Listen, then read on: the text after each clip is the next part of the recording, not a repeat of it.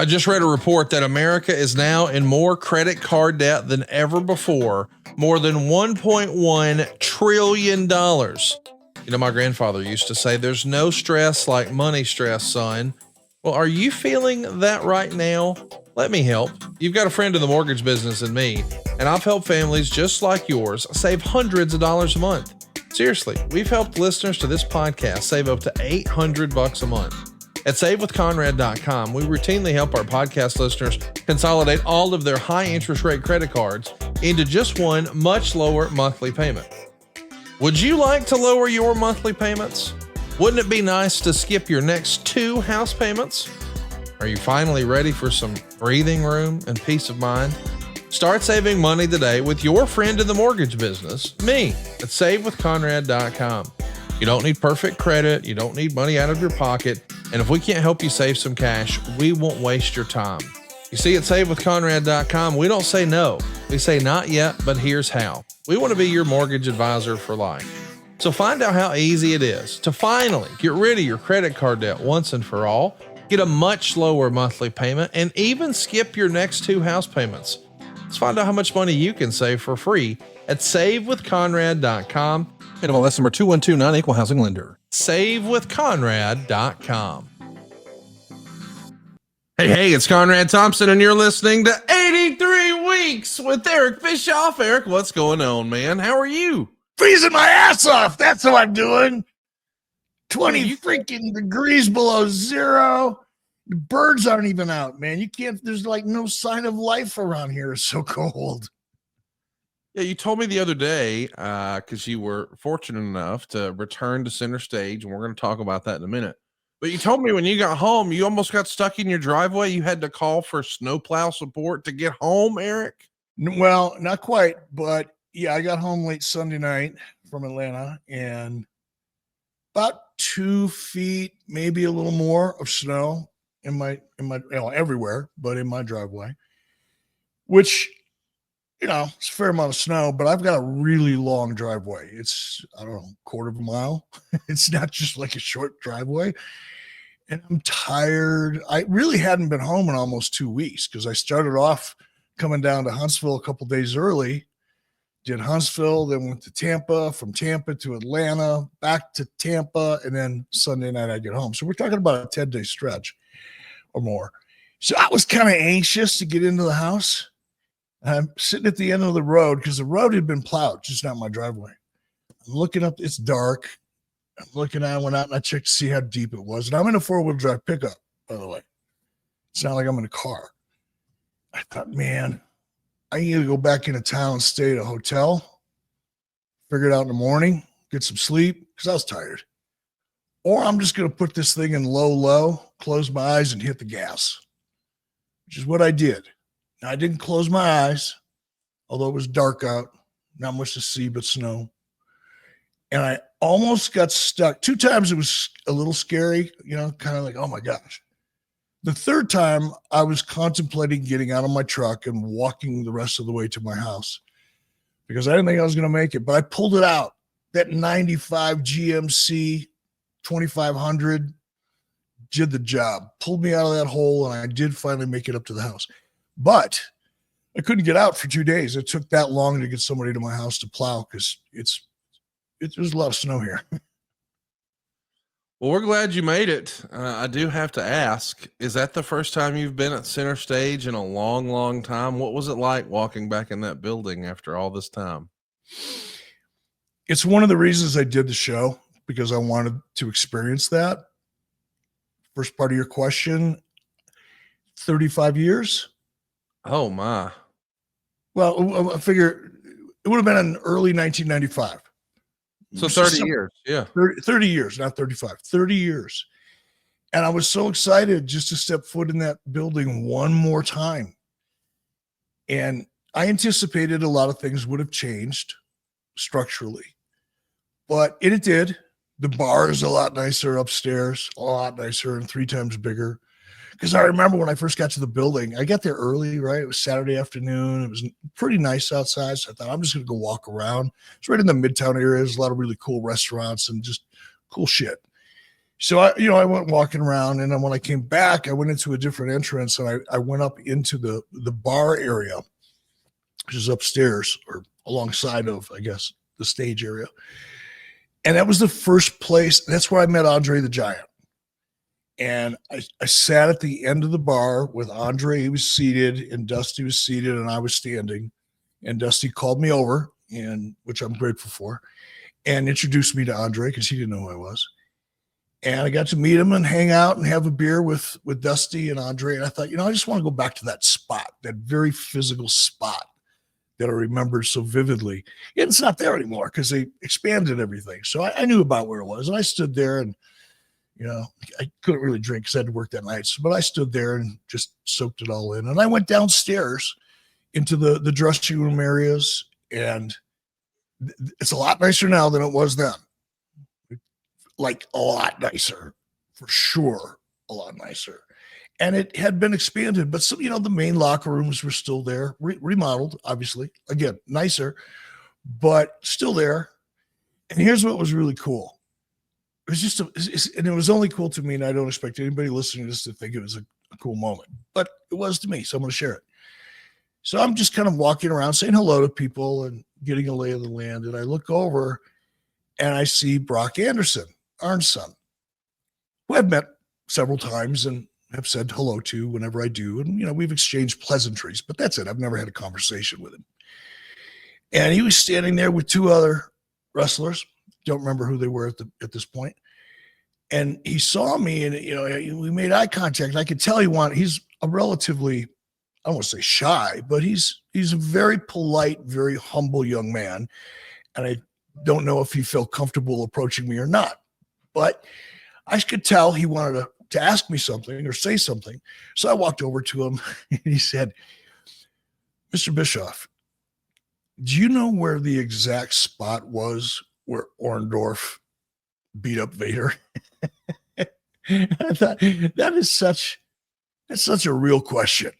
You grew up hearing all this stuff and hear these stories, I'm sure, from his father, and now he's in the business. A lot of other people, it's kind of taken on a story of its own, so to speak. But so I walked him over, him and his buddies. And I said, "I'm pretty," and I admit it, I said, I wasn't here. I didn't see it, but I was on my way to the building when it all went down, and Jenny Engel was there, and she immediately took me over to where it happened and began to explain how it happened. It's the only reason I know exactly where it was is because Janie showed me. But I thought that was just a really cool thing. It just reminded me of how much history is in that little tiny venue called Center Stage. You think about when I first got there, it was Vader, it was Ric Flair and Ricky Steamboat, and so many legends, Rick Rude, and ultimately Hulk Hogan. I mean, so many people came through there and performed there back when WCW Saturday Night was our A show. 6:05 Eastern, 3:05 Pacific on Saturdays. It was a horrible time period, but we still did all right. We were still drawing the equivalent of about 3 or 4 million people on Saturdays back then in that little tiny venue. But I thought a lot about all the talent that came through those doors, and Sting early on, and it was just, to me, fascinating. I love that kind of history. Sting, Flair, Foley, Austin, Triple H, Pillman, such a big part of it. The Steiner brother. Oh, you can go on and on. We can spend all day talking about that. Savage. I mean, on and on. With these days, though, there is another small building that's making a lot of noise. I'm talking about the Performance Center down in Orlando. We got the news this past Monday, Eric, that there were a lot of releases, not just on the WWE side of things, but on the AEW side of things. Allegedly, according to the reports we've seen, Malachi Black, Miro, and Ricky Starks no longer with AEW. We see that on Monday. And then on Tuesday, wait a minute. Is that Ricky Starks on NXT? Did you see this? What did you think? I saw the clip. I was really impressed with the way they brought him in. I think bringing him down through the crowd as a surprise added so much value. Somewhere, haven't we? Somebody coming through the crowd? That seems familiar. Yeah, there were some similarities for sure, but it was really, really well done, you know, and it made me think the next day or later that day. I saw it yesterday morning. It's like, you know, there are multiple ways of introducing the character. There's no one right way.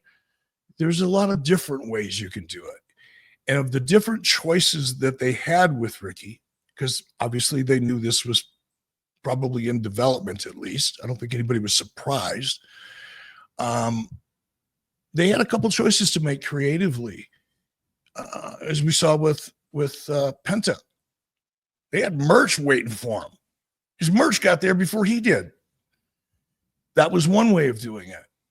But I think the way they brought him in down through the crowd, first off the bat, once that crowd recognized that they were part of the show, they realized that red light was pointing at them.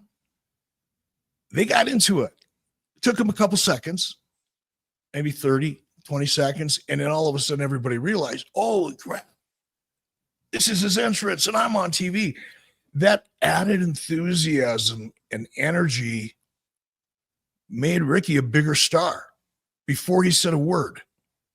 Not because of the size of the audience. I've seen a lot of criticism. Oh, there's only 600 people there. It's not really the big time. It's just kind of moronic, but typical, I guess. But to bring him down through the crowd as a surprise, it's bonus for everybody. They get to be on TV. I think it was absolutely the best way to bring Ricky in. It made it look like he was crashing the party. And people love that. They react to it as they did. And I think it was a perfect way to introduce him. I think it's interesting that fans can still get so excited about this sort of thing when talent goes back and forth and jumps back and forth. I mean, that was one of the most exciting parts of the Monday Night Wars, right, Eric? And now we're seeing, I'm not saying this is like the Monday Night Wars, but just the idea that you've got a talent on one show and we hear that he's released on a Monday and the very next day he's on the other show. Yeah, that probably hasn't happened, right? Yeah. I mean, talent is crossed back and forth. That's not unusual. But usually it comes with a fair amount of hype up front. Yeah. And there's no real surprise. This was like a 24-hour turnaround. He's gone, he's back. Probably a fair amount of people that aren't, diehard internet wrestling people may not have even know he was gone. So I thought it was really cool. But yeah, that fast turnaround is just, I don't know how many, internet wrestling fans show up at the Performance Center for their events. I would assume a good portion of them. So they knew they were aware of Ricky's situation in AEW. A good percentage of them were, I'm sure. So I think that that made that reaction easier to get because they saw Ricky trying hard for the last several months to find a way out. And whether they knew about it in advance or not, he shows up 24 hours after his release is final. It's perfect timing. It's really exciting as a wrestling fan, but it does make me wonder, now what? Like, he made a big splash and I'm pumped that Ricky's a part of NXT, but now we find out where the rubber meets the road as far as the story. And I'm not saying they're going to do some sort of half-assed invasion angle. I'm not suggesting anything like that, but I am just saying, I know folks were excited to see him, but now we kind of got to do something in the confines of NXT. So then what happens next with Ricky will be very interesting. And I think a lot of people need to pay very close attention to that for a variety of reasons. Would you agree with that? Oh, absolutely. Absolutely. And again, I don't know this, right? Nobody's told me this, but I would imagine there's a plan has been waiting, perhaps loosely developed, but I would imagine the outline of, okay, if this guy ends up here, what should we do with him? And if WWE was aware of the timeline and knew 3 weeks ago, for example, that Ricky was going to be free on that particular date, or even 2 weeks ago, I'm certain, as I sit here, that somebody was assigned to, okay, let's be ready for him. It would be silly not to. And let's see what that is. I'm anxious. My damn phone, I don't even know how to turn it off anymore. I don't know, man. Getting old. So yeah, I would imagine there's a plan, and it'll be fun, as you pointed out, to see where it goes. I hope they don't. And I'm not, I'll say I'm not worried about it. I could care less, really. I don't have a dog in the hunt. I hope they do something really different with him. Like, I know you acknowledge it, not like an invasion angle, but let's give that cat a cool story. Let's see what he's got, because you may be far more familiar with Ricky than I am. First of all, he hasn't been on TV a lot recently, and even when he was, I wasn't watching much of AEW. So my first thought is, how long can he stay healthy? Is he injury prone? And it comes to mind because, at least when I was there, both as a talent in early 2000 and later on as an executive, for a minute, that ring is hard. I've taken bumps in that ring. That ring is hard. I don't know what an AEW ring feels like, because I've never taken a bump in one, but I do know the WWE rings are tough to get used to as talent, because I've heard people tell me over the years. If Ricky's healthy and he's not injury prone, he'll probably make that transition pretty quickly.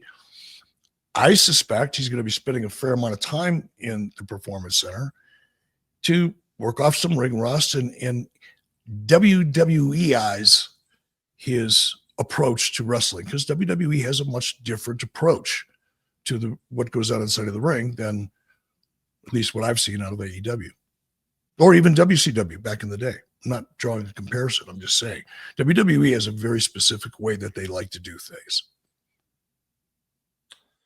Well, here's a little PSA for anyone who rents. If you haven't heard of Built, you're about to thank me. Earning points on rent is now a reality when you pay your rent through Built. You don't even have to, easy for me to say, you don't even have to check with your landlord in order to start earning points that you can use towards flights, hotel stays, fitness classes, even your next rent payment. Let me break it down for you. There's no cost to join Built, and as a member, you'll earn valuable points on rent and all of your everyday spending. Built points can be transferred to your favorite hotels and airlines, even the ones you've never heard of. There's over 500 airlines and over 700,000 hotels and properties around the world where you can redeem your Built points towards. Points can also be redeemed towards a future rent payment and unique experiences that only Built members can access. So I guess the question is, if you're not already earning points on rent, why not? Start earning points on rent you're already paying by going to joinbuilt.com/83weeks. That's joinbilt.com/83weeks. And be sure to use our URL so they know that we sent you. That's joinbuilt.com/83weeks to start earning points on your rent payments today. Well, Ricky Starks is going to be a renter in Orlando, or so it seems. It feels like he's going to be an NXT regular, at least for now. I know no one's aspiration. No, we got to sell that cat a mortgage. Let's get him in a house. There's going to be no renting, no condominium. Come on, man. Savewitheric.com. Ricky can hook you up. There you go. Call me Ricky. Let's talk a little bit about, what you think is next for, these different talents, because we haven't spent a lot of time, but we do know that there's a whole handful of folks whose careers, or WWE dreams rather, came to an end last week, including friends of ours like Gallows and Anderson. Mm-hmm. They find themselves on the release list. For a lot of people, this is devastating news. It represents the end of a dream, or some sort of, they may feel like they failed at their dream. I would say not so fast, my friend. It's not the end of the world. It's what you make it, right, Eric? Got to reinvent yourself, man. If and look, in the case of the Good Brothers, they're two smart guys. They're fine. They'll have a plan. But I think particularly because they've been around for a while, they know this was probably not even a surprise to them. They probably saw it coming a long time ago, right? And I'm sure that there's a plan waiting for them of sorts. But if you're in your 20s and you haven't been thinking beyond professional wrestling, you've not only lost an opportunity, to your point, Conrad, you've lost complete direction in your life. Your life is now going in a direction that you did not see coming or didn't want to see coming. Nobody wants to imagine that their goal is just not going to happen or it's over, even if you've made it, right? Nobody wants to hear that clock ticking in the back of their head. So it's going to be tough, but listen, I've been through it. If anybody knows, I do. You just got to look at it as an opportunity, because it is, if you want it to be and you let it be, and figure out your next move. The indie scene is hot. Go out on the indie scene for a while. Try to reinvent your character, or maybe get good at a part of your game, like promo skills, for example. Go take some improv classes. Why would you suggest I take improv classes? Because it teaches you to think on your feet, and it teaches you to react to somebody else's dialogue. And that's like the biggest part of performing, is acting and reacting. Acting falls flat if there's no reacting to go along with it. And improv teaches you how to, it fires off the neural pathways in your brain that up until that point have never been fired up before, because there'd be no reason to, right? So that's what I would do. If you need to get in better shape, go do that, or maybe do both. And more than likely, if you're reasonably good at your craft, there'll be other opportunities. Or decide whether, I got to pursue this, I got close to it, I got to experience it. Now it's time for the next chapter. But certainly don't let it get you down. That's the worst thing. That's actually worse than getting let go, is not handling it properly. Maybe ask yourself, what if? That's the topic of our show today. What if? And it's two of the most powerful words in the English language. And we've had a lot of fun discussing this in the archives. And we're going to continue these conversations with a series of hypotheticals that were suggested by you, the listener. If you haven't already, join the conversation at 83weeks.com. Be sure to hit the subscribe button and turn on the notifications bell so you don't miss us the next time we're live. But that's also where you'll find in the archives where we've talked about what if before. Let's pick up a good one from Instagram, a wrestling historian. He starts us off here today and says, what if Eric Bischoff was brought back for the WCW reboot without Vince Russo? So we know that you get the call in 2000, you're going to come back, and you and Vince are going to try to work together. And one of the things you do is you just start over. You have new tournaments to crown new champions, and you establish, the new blood and the Millionaires Club. But what if you were asked to come back and Vince Russo wasn't there, and it's just the Eric Bischoff show? What changes, if anything, Eric? Not a lot, to be honest with you. Given the circumstances, the context of what had been going on, what was going on at that moment within the industry, my relationship with the company, that everybody was well aware of it. It wasn't like, hey, whatever happened to Eric Bischoff? No, everybody knew where I was, and certainly me coming back was maybe not as noteworthy, but damn close. So my gut tells me, and largely because a lot of what you saw was, I want to say was all mine, 60-70% of it, I think, was in terms of the basic idea, because the young guys versus the old guys was kind of a relatively public narrative. Vince McMahon and WWE started it when they started making fun of how old the old guys, and Hulk Hogan and Randy Savage, and that whole period of time back in whatever that was, 96 or 97, the billionaire Ted skits and all the stuff that WWE did to basically dump on WCW talent, our top stars. That was the beginning of the narrative. It's all these old guys, and they depended on all these old guys. And then it became part of the dirt sheet narrative. They latched onto that because it's, something you can say and sound like you know what you're talking about. So they all, like moths to a flame, started, repeating and amplifying how old all of our guys were. And that filters down, right? It ends up because you get a bunch of young guys. Some of them have been in a business for a couple of years, some of them maybe 5, 6, 7 years. You got a lot of guys that have been in business for 2 years at that point in WCW. And they're all latched onto the dirt sheet. So that begins to kind of metastasize a little bit, even in the thoughts of talent. So that old guys, young guys narrative was not just in the dirt sheets. It was pretty much everywhere, particularly in my locker room.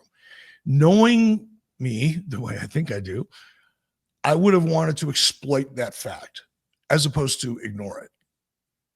Ignoring things don't make them go away, but finding a way to utilize a situation like I had with the old guys and the young guys and all the narrative that was out there, again, perpetuate.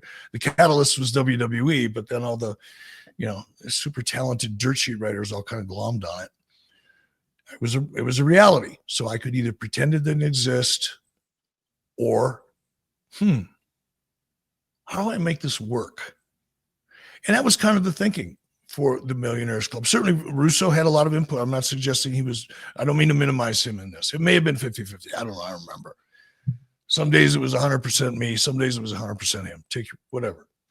But we did work pretty closely together on it. And there was nothing that Vince wanted to do or suggested to do that I went, nah. I was very supportive of that whole Millionaires Club idea because, like I said, I wanted to turn chicken shit into chicken salad as best I could. As far as, going forward from that, because there was a period of time when I first got there working with Vince, I was like really optimistic.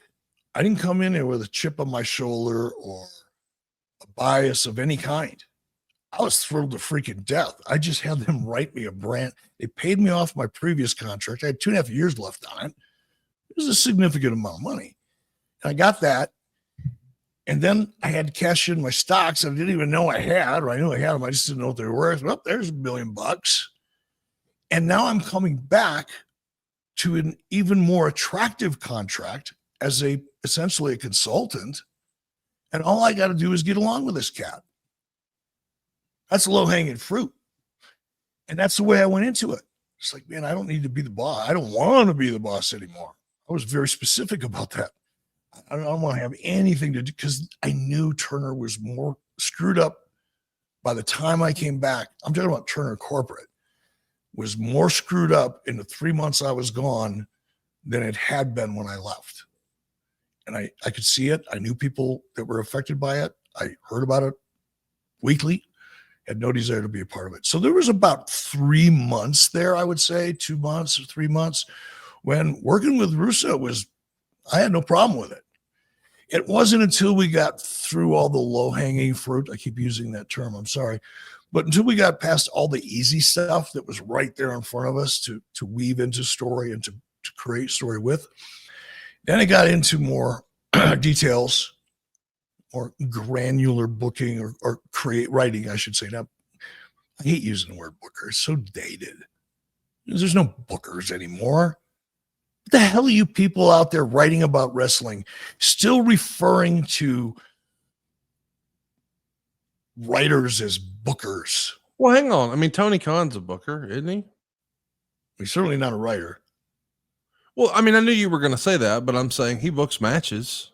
So, like if you're gonna, I've always thought the word booker in UFC parlance might be called matchmaker. Well, and you could, but to Tony's defense, yes, I'm coming to Tony's defense here. Oh my God, people are going to be falling over, running off the side of the road if they're listening to this in their car, falling down off their chairs if they're reading about it at home. Tony Khan finds I've never watched him work before, so I'm guessing and have some insight from a couple people I know there. He has an idea for a match based on matchmaking. He sees one talent with a specific skill set or character. He sees another talent with a specific skill set or character. And I'm guessing, don't know, the way Tony's mind works is he's going, okay, I want to see these two. Let's come up with some ideas. Which, by the way, I'm not saying that's a bad thing, but it's the coming up with the ideas part that has nothing to do with picking one guy and putting him against another. And just putting two guys together it isn't what we're seeing typically on national television today. So it's more of a creative process. It's more writing than booking. I guess that's what I should have said. Who was the last booker then, Eric? Vern Gagne was a booker. Now, part of that might have been because he was forced to be. Right. Because talent had, top talent had evaporated. They were all in WWE and he was kind of starting from scratch. And there was nobody with any real notoriety. Larry Zbyszko was there and, Sergeant Slaughter was there when I got there. And I think Harley Race would come through once in a while and things like that. But it was kind of hard to build a story in a monthly territory when your talent's only in town once a month. It's tough. So we ended up just going to Rochester, Minnesota. I think it was the Mayo Civic Auditorium. And we produced our shows for ESPN and syndication like once a month. It's kind of tough to tell stories. So Vern was essentially just booking matches. Would Kevin Sullivan qualify to be one of the last booker mans? Not when he was working at WCW, but perhaps prior. I mean, there was at least, look, I'm not saying the stories were good or the process was right, but the process even back then in WCW, when I was there and Kevin was working with me, it wasn't like, oh, we want to see this guy and this guy. Let's figure out how to make it happen. It was, what if we put this guy in a story because of what's going on or because of this idea I have and have him work with this guy because then something else can happen based off of that. It was reverse engineering as opposed to just plugging in two names. Well, let's plug in two names here. Brian Drake wants to know, what would you do with Hall and Nash if you didn't have the NWO angle? Would they have always been a team? Who would they work with? Did you have other ideas they pitched or that they said no to, or maybe were just left on the creative floor? So in this alternate timeline, Eric, you don't have an NWO idea. You don't have an invasion angle, but you have signed the former Diesel and the former Razor. They're coming back to a company where they were the Diamond Stud and they were Vinny and Vegas and Oz. So these are less than awesome ideas creatively, but they're back now and they're back as bigger stars. Would you still pair them together because, they had been on the other channel, but I don't know if that even makes sense, but is it even possible to imagine a world where they're not doing the NWO? What would that look like in WCW, Eric? That's funny. You say at the very end of right before you finish is the most interesting one, because as you're asking me that question, I said to myself, I can't even imagine what I would have done if it wasn't an NWO idea, just because it's, it is what it is. Well, part of this is easy because I know I wouldn't have booked him as a tag team because for obvious reasons at that time, as I've said many times before on this show and others, tag team wrestling was just not my idea of a good idea, just from a cost perspective. And we were still managing costs pretty carefully back then. And once I made up my mind about tag teams and said, okay, you can have one every now and then. You could feature it, but you're not going to have a tag team division, so to speak. So that it was a regular part of every show. I'd already made up my mind about that. So the idea of bringing them in as a tag team because they came from WWE together, it would not have crossed my mind. They would have been in singles competition. In terms of who would they have worked with, man. Nash and Hogan feels obvious, right? Well, yeah, that's an easy one. Although I also would have recognized that bringing in Nash and turning him heel immediately, maybe, probably could have worked, but it would not have been optimal. Just wouldn't have been optimal. You can't come off a character, especially that had the exposure that Diesel did, and just have him show up as something completely different and pretend it didn't happen. Right. That's not good. So I would have tried to find a way. If Nash would have been for Hogan, I would have looked at that as 3 months from now, maybe 6 months from now. Bring him in, let him get his babyface reaction, and then build something. Would it end up with him and Hogan? And that would have been obvious just because of Kevin's size. I know the internet is going to say it, so I just need to say it to you here. Diesel was a heel when he left the WWF, but to your point, whenever a big star appears for the first time, they get a hero's welcome because you get the superstar. Oh, I'm familiar with that guy. I'm excited he's here. So you get a babyface pop, even if he is a heel, right? Right. And I should have been clear about that.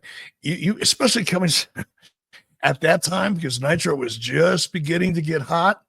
You go back and look at 95 and early 96 prior to NWO. A lot of, again, bullshit narrative.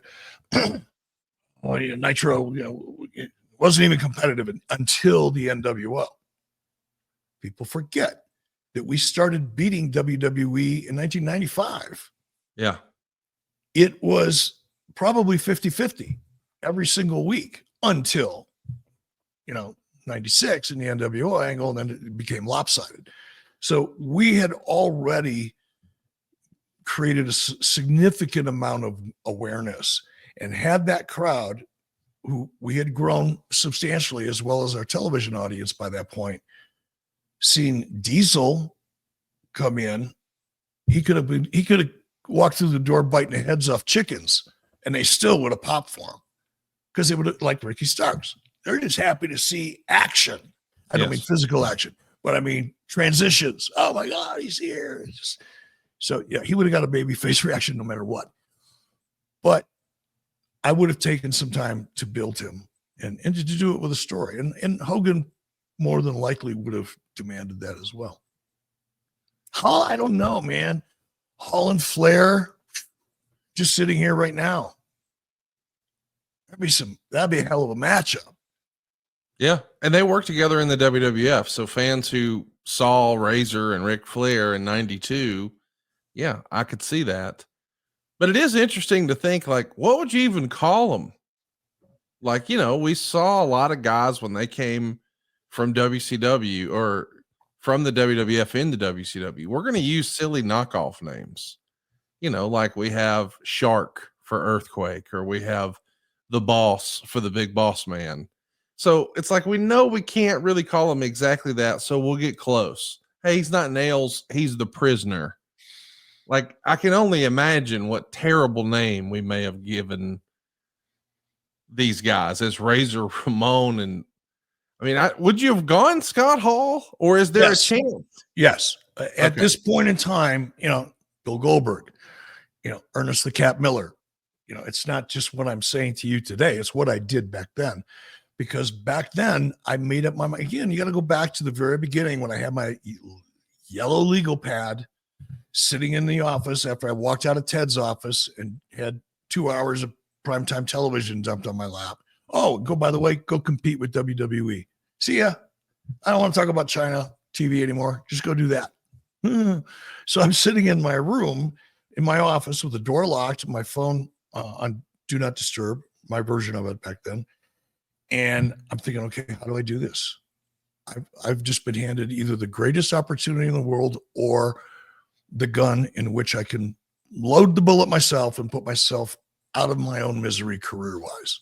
It was one or the other. How do I do it? And because I didn't even have time to think about it. I would have never, if somebody would have said to me 24 hours earlier, by the way, here's my crystal ball.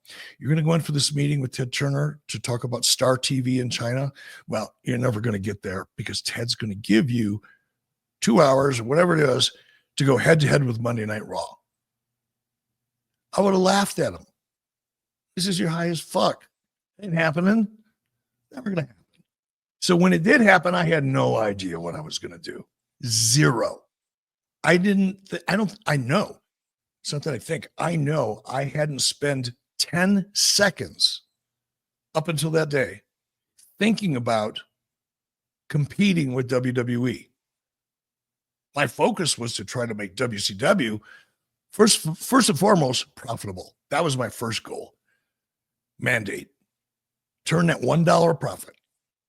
And then all the rest of the goals kind of came in underneath that. But at that point in time, one of the things on my list of things to do different than WWE was, as I've said many times, shoot for the 18 to 49-year-old male audience, because WWE's not. It's a ripe apple just hanging off the tree. They don't want it, I'll take it. That was one. But along with that, there's kind of like subcategories to that strategy. And one of them is get away from the cartoonish, get away from the overly animated, get away from everything that you can without damaging the product that have become so ingrained in the culture of the audience that people are going to be shocked when you don't do it anymore. All right. I didn't think through it quite to that level, but pretty close. I knew I didn't want to come up with gimmick names anymore, if possible. Sometimes it's not. Sometimes there's a gimmick name that's really appropriate. But the difference, again, between WCW at the time and WWE at that time is WWE had enjoyed the benefits of a extremely robust licensing and merchandising business. WCW didn't have it. There was a little bit of licensing here or there, very unsuccessful and not very well sustained over time. We'd get a video game in every once in a while, or we get some deal that would come in, everybody get excited. But in the big scheme of things, there were nickels and dimes. So while in WWE, knowing that 25% of your revenue, which at that point in time, I think licensing and merchandising was really 25% of their gross receipts. If that's such an important part of your business, you're going to approach new talent coming in much differently than I did, because I didn't have any licensing and merchandising. It was not a priority. Therefore, if that wasn't a priority, what is? 18 to 49-year-old males, and they don't want goofy animated cartoon names. We'll just give them their real name, like Ernest Miller, Bill Goldberg. Others. It's interesting to think about, because I know you said without hesitation, you went right into Scott Hall, but that's the same year where we're debuting the Blood Runs Cold thing. We've got Glacier basically doing a Mortal Kombat ripoff. Would there have been an idea? It was a tribute. It wasn't a ripoff. It was a tribute. My bad. Virtua Fighter, which may not ring a bell to you. It rings a bell to everyone my age. It was the number one video game in Japan in 95. It became an arcade game and we all fell in love with it. And it's a fighting game. So it's a lot like, Mortal Kombat in that regard. Was there ever going to be any sort of, if the Blood Runs Cold thing had been a hit and had gone well, do you think you would have continued to draw on inspiration from other video games or no? It depends how successful it would have become. And again, just because I was sitting in my office with a legal pad coming up with things that I wanted to do differently, it's not like, okay, from now on, everybody that comes to the door is going to use their real name. It wasn't that.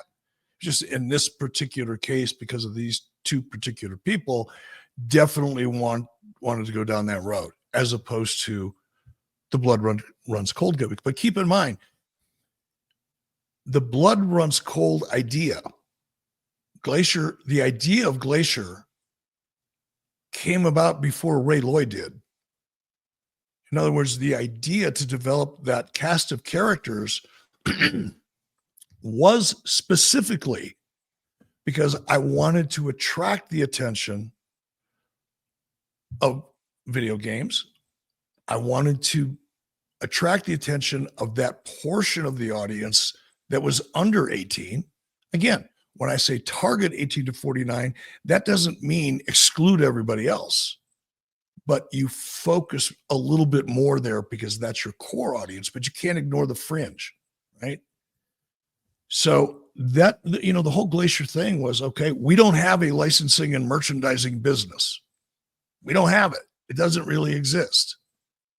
So how do we get it to exist? I know we create characters very specifically for one part of a very popular video game genre. So the intent going into Blood Runs Cold from the original idea, when the idea popped into my head, was specifically to try to achieve what we didn't have, which was licensing and merchandising. Let's talk about something you and I have both achieved, and that's a clean butthole, thanks to our friends at Tushy. You know, listen, in January, we hear people say things like, I'm going to eat more veggies and hike more. And then by February, we're all just saying, I just want my asshole to stop burning when I go to the bathroom. Well, Tushy Bidet will clean up after all your bullshit. I'm a big believer in this product. I've had a Tushy Wave Bidet for a long time. Actually, Eric was just at my house and he can attest to this.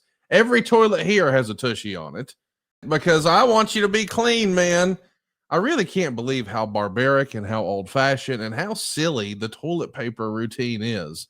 I mean, think about this. If you were out digging around in the garden, doing some yard work, as my parents like to call it, and you came in and you had dirty hands. You'd been digging around in the dirt. Would you just rub a dry paper towel over it and say, we're good? No, we need water. Tushy can make that happen for you.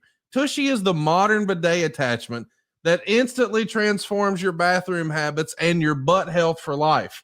Instead of wiping yourself raw with toilet paper, Tushy gently removes 99% of bacteria while protecting your natural skin barrier thanks to one natural ingredient, fresh water. Tushy has two new ultra sleek bidet seats, the Wave and the Oasis, now with front and rear washing to clean all of those hard to reach places. The Tushy Wave and Oasis bidets easily attach to your existing toilet without the need for additional plumbing or even electricity. They even have a quick release button to remove the seat for instant deep cleaning. Installation is simple and it takes about 10 minutes to complete. Literally anyone can do it. Tushy Bidet gives you 2-in-1 benefits, reducing irritation and preventing micro tears with soothing water instead of scratchy toilet paper or damaging wet wipes. It's also easy to use. You just sit down, do your business, and then turn the knob for a refreshing stream of clean water. Once you're done, you simply pat dry with toilet paper and you're all good to go. People who have made the switch to Tushy use up to 80% less toilet paper. That means no more clogged toilets, Jeff Jewett. Save your money and your ass at the same time. Every Hello Tushy bidet comes with a 30-day hassle-free return and a 12-month warranty. And there's still time to get your ass right for life. For a limited time, our listeners get 10% off their first bidet order when they use the code 83weeks at checkout. That's 10% off your first bidet order at hellotushy.com with the promo code 83weeks. So, Eric, let's jump into what if again. Vincent Hart has a great question here. He says, what if WCW never got Bret Hart but got Shawn Michaels instead? Would you bring him in as a member of the NWO? Would you reform the Clique? Or would you have him as a solo wrestler? Now, let's get real specific on timeline, Eric, too, because we know that, well, Vince McMahon first makes the approach to Bret Hart in September 22nd, 1997, and says, I can't honor your contract. Fast forward 6 weeks or so, the Montreal Screwjob happens. Had it gone the other way, where Shawn was showing his ass, he refused to put over Bret Hart, he wouldn't do it, and they screwed Shawn Michaels. And now Shawn leaves in a temper tantrum, and he's coming in to WCW. Now, that would have still happened around Starrcade 1997. So you're trying to at least finish your Sting versus Hollywood Hogan NWO storyline. But now Shawn Michaels is on the roster. What do you do with him? Wow, that's a good one. That's a really good one. I think it would have been a bad idea to do anything other than bring him into the NWO. Just, again, people knew the relationships. So Initially, I would have brought him in to be a part of the NWO, but Sean would have been a lightning rod in terms of creating dissension within NWO. I would have done it right away. Don't get me wrong. We're talking about something that would have happened 6 months from then, after Sean came in. But because of the relationship and because everybody knew of said relationship and their past history in WWE, it would have made some kind of a jealousy angle, envy angle. It would have made that really, that's, again, low-hanging fruit. That would have been the obvious. That would have been the go-to. Not that it would have been the best idea, but it would have been right there. And there would have been a lot of ways to play that out between Kevin and Scott and even Hulk. Again, just like with Scott Hall, the ideal matchup down the road would have been Shawn and Hulk, but that one would have taken a while to get there. But that while to get there could have been part of whatever timeline we could have developed that would put Shawn into the NWO initially, create some kind of moment where he's no longer a part of the NWO, or maybe is and gets a shot that perhaps Kevin Nash wanted. Perhaps in this story where Shawn Michaels joins the NWO, becomes the guy, you've got the NWO together doing NWO things, and Shawn would have added a lot to that, obviously, particularly where his head was at that time. It would have come easy for him. And we could have had a lot of fun with that because the chemistry between Scott, assuming, alcohol didn't get to be too much in the way, but the chemistry between Scott and Kevin and Shawn and X-Pac was huge. And could have had so much fun working with that. But can you imagine a situation where, Shawn comes in and NWO agrees, Big Kev, you're the man. When we get control of this thing, it's about you taking down Hogan eventually. Not out in the open. A little conversation between Scott and Kevin, maybe, or the group, or maybe it would have been more subtle than that. Who knows? We could have figured out a way to plant the seed that eventually it's going to be Kevin and Hulk, only for Shawn Michaels somehow to slip in there and take it. And maybe that's what that was the catalyst. We're really just writing on the fly here, and I'm not sure it's a good idea as I'm hearing myself say it. But my point is that there would have been so many opportunities like that based on the backstory that the audience was very familiar with between all four of those. It could have created some great opportunities. A lot better than Bret Hart. I didn't create any good opportunities for anybody, including Bret or us. The only guy that made out on that deal was Vince. He didn't have to pay the $20 million that Bret wanted. And he opened up the door to do a lot of other great things. I ended up inheriting this guy, and it didn't work out for me. It didn't work out for Bret. So, yeah, I wish it would have been Shawn Michaels. What the hell was I thinking? I should have tried. Jay Aleto has a question. He says, what if Eric Bischoff was hired in an executive role in creative by WWE in 2002, in addition to his on-air role as GM? That's interesting.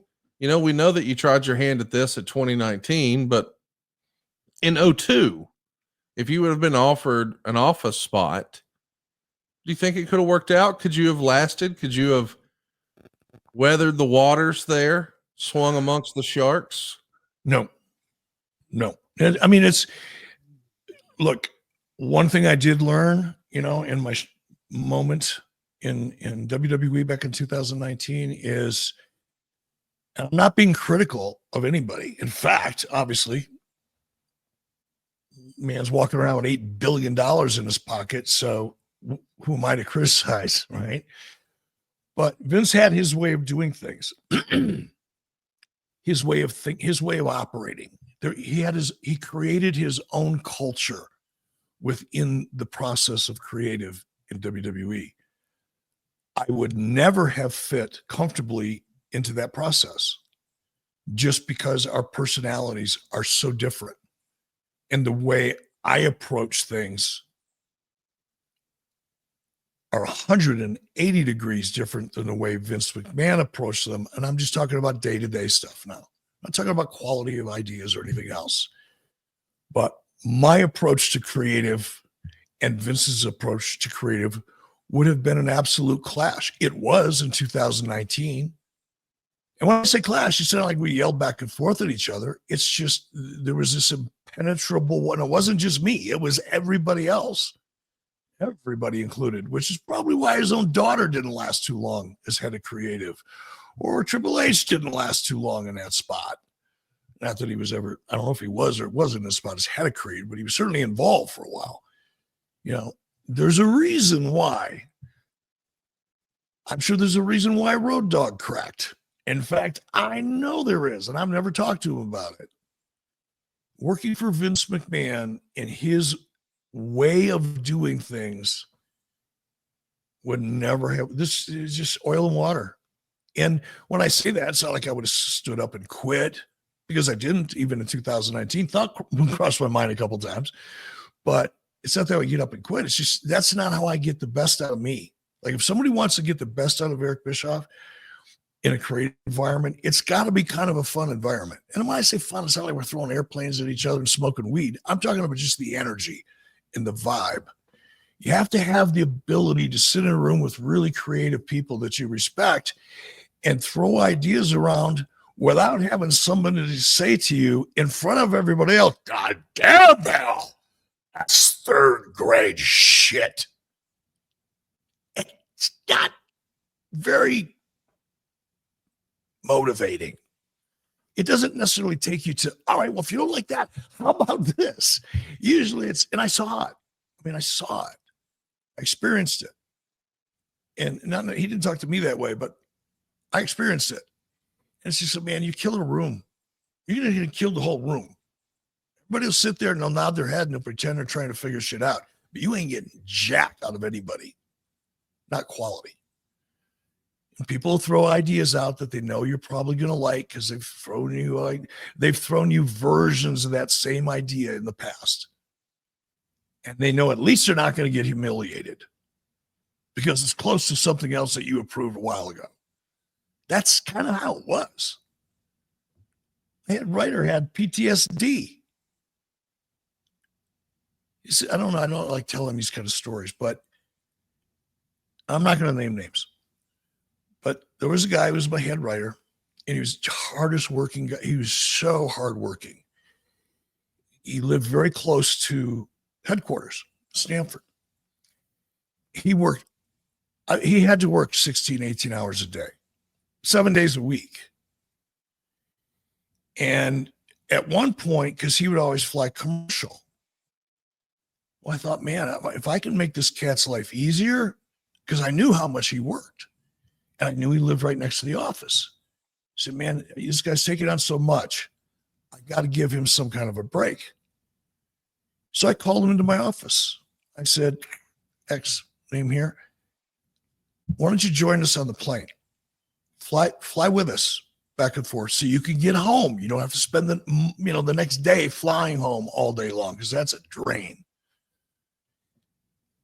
Cat was a little shorter than me and bald. And I could see the beads of sweat forming on top of his head. I'm not exaggerating. Broke out into a cold sweat just by suggesting he get on the plane. So yeah, I would have never fit long-term in that world. Not because I couldn't, but I knew I couldn't do it and deliver what I was capable of delivering because it was not fun. But not fun at all. There's nothing fun about it. Jimmy Kelly wants to know, what if he'd been hired by the WWF when he auditioned early in his career? Of course, we've all seen that famous audition tape, Eric. I think that was 1990. Does that sound right? Yeah. Now that could have worked because at that time I was so, I was just a sponge.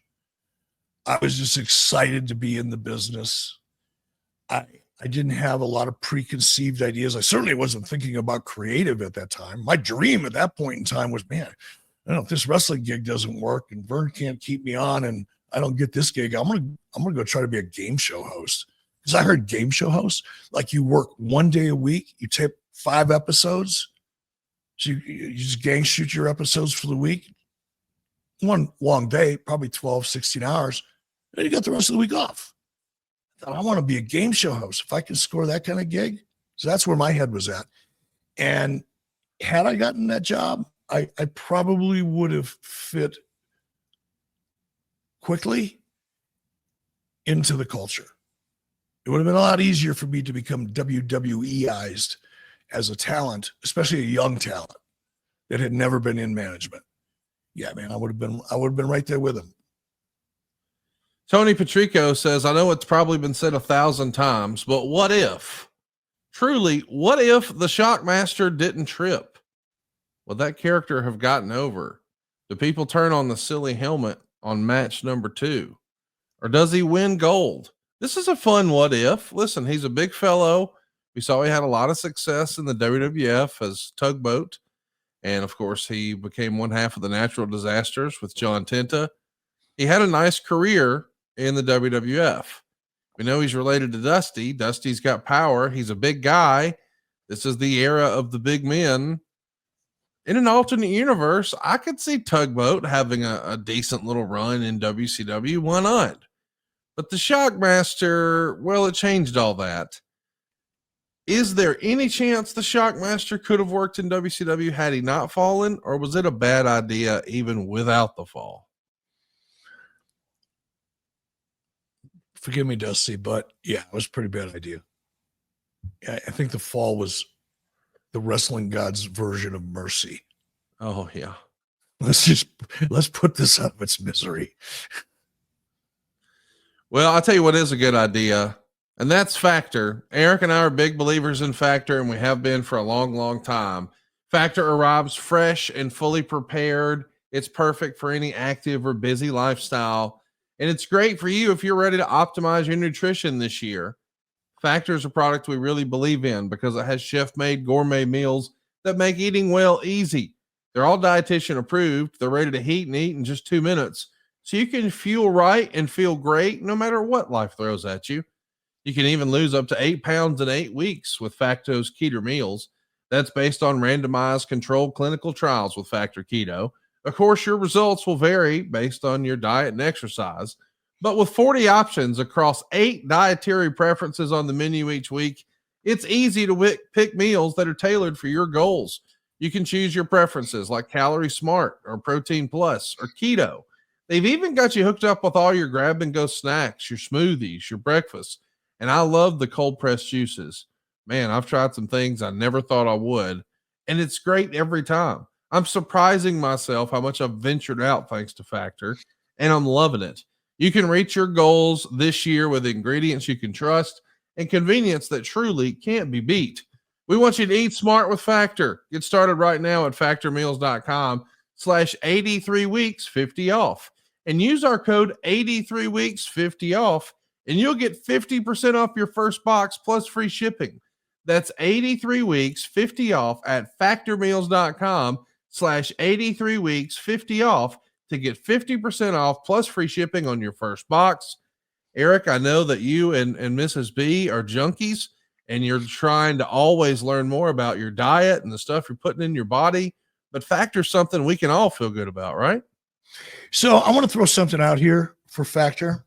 If you go to my website, ericbischoff.com, and if you register today, it's free. It's going to cost you a dime. But when you register, put your email address in, just type in Factor, and I'll know that you're responding to this particular conversation. And if you happen to be interested in the keto diet, because I'm on the carnivore diet now, but before I got into the carnivore diet, I was on keto, and I learned a lot about keto and how beneficial it is. I'm not an expert by any stretch of the imagination, but I'd be happy to share my experience with keto. And it's one of the reasons I'm so grateful that Factor helped sponsor the show. because I know for a fact. Now, I'm just so you know, I haven't talked about this before. I'm going to do it now. I made up my mind last May 27th. My birthday is May 27th. So when I turned 69 years old, I kind of looked at myself in the mirror and I went, this didn't work. You know, I've got a new grandson. I want to be around. I want to be active. I don't want to just be around, sitting on a bench, drooling on myself, watching my grandson play baseball. I want to be out there playing. I want to be out there hunting and fishing with him. There's a lot of stuff I still want to do. And it's not going to work like this. So that's when I got really serious about my diet. And as I said, I started out for the first 6 months on keto. And here was my biggest challenge. When you make up your mind, and all we're hearing about now is health and what the ingredients in food are, and there's just so much information coming at us about our health in general, because technology's, it's as fast as everything is accelerating. People don't realize that research and information, the world of nutrition is exploding as fast as the world of technology, because they're hand in hand. Anyway, when I was on keto, I immediately started feeling better, but here was my downfall. When I traveled, or if I had to work late. Now, traveling, that's a different conversation. But if you're a husband and a wife, or even if you're single, and you've got to get up at 6 o'clock in the morning, jump in the shower, drive to work, put a full day work, get home, last thing you're going to want to do is spend time cooking. You're exhausted. Oh, and guess what? It gets worse if you have kids. It gets more difficult. These meals from Factor, because they have the keto meals, make it a lot easier, because my weak link is when I would get tired because I was rushing all day long, or to get out of work till late, or to get off the phone till late. And I was just too tired to prepare a healthy meal. So what do? Eat a pizza. Go get a burger. Fast food is horrible for you. It's killing you. But if you got a refrigerator full of Factor, you can put in a healthy meal. Or if you were like me at that time, a keto-friendly meal. It's a great, great way to take care of yourself, to eat healthy, even if you're short on time. So go to ericbischoff.com, register, put in your email address, and just type in Factor, and I'll reach out to you personally. Or just go try Factor at factormeals.com/83weeks50 off. Use the promo code 83weeks50 off, and you'll get 50% off your first box and free shipping at factormeals.com/83weeks50 off. Hey, Cleveland Screamer wants to know, what if the Iron Sheik broke Hogan's leg and took the title to Vern in 1984? Now that's an interesting what if. What if Hulkamania never really gets kicked off in January of 84? That's not to say it would never happen, but the timeline would have looked a little different, Eric. Oh, that was one of the best ones yet. Wow. That's, this reminds, I'm flashing back to Brad Blajukian's book, the Six Pack, where Brad kind of covered this area or this timeline of WrestleMania, covered in his book. Go find it. It's called The Six Pack. Brad Blajukian. I'm not even going to try to spell it. The first couple chapters of that book were all about that incident. And Brad did a really good job of painting the picture in a very detailed way. So you can, kind of envision just how much was at stake for WWE, WWF at the time, and certainly for Hulk Hogan. That is a profoundly interesting question. What would Hogan have done at that time? He'd have had to go back to Vern, if he would have gone back to wrestling at all. That might, knowing Hulk, I don't know what he was like then. I know what he's like now. I know what he's been like for the last 25 or 30 years that I've known him.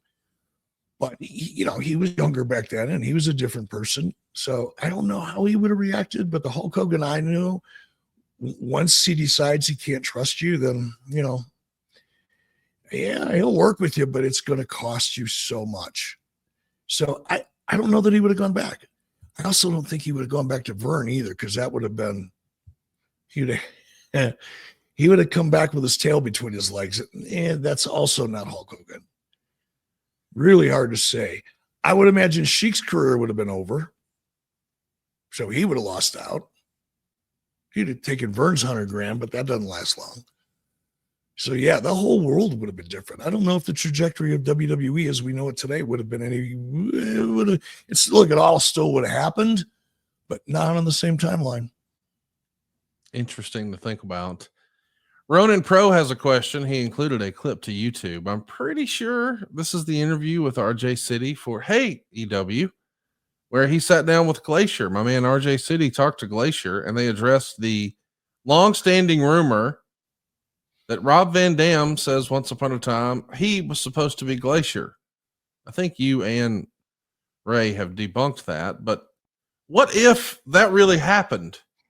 What if Glacier was portrayed by Rob Van Dam, and allegedly there were a lot of names considered for that character, and I think you liked Cryonic, and that's the reason they went with the Cryonic kick as the finisher.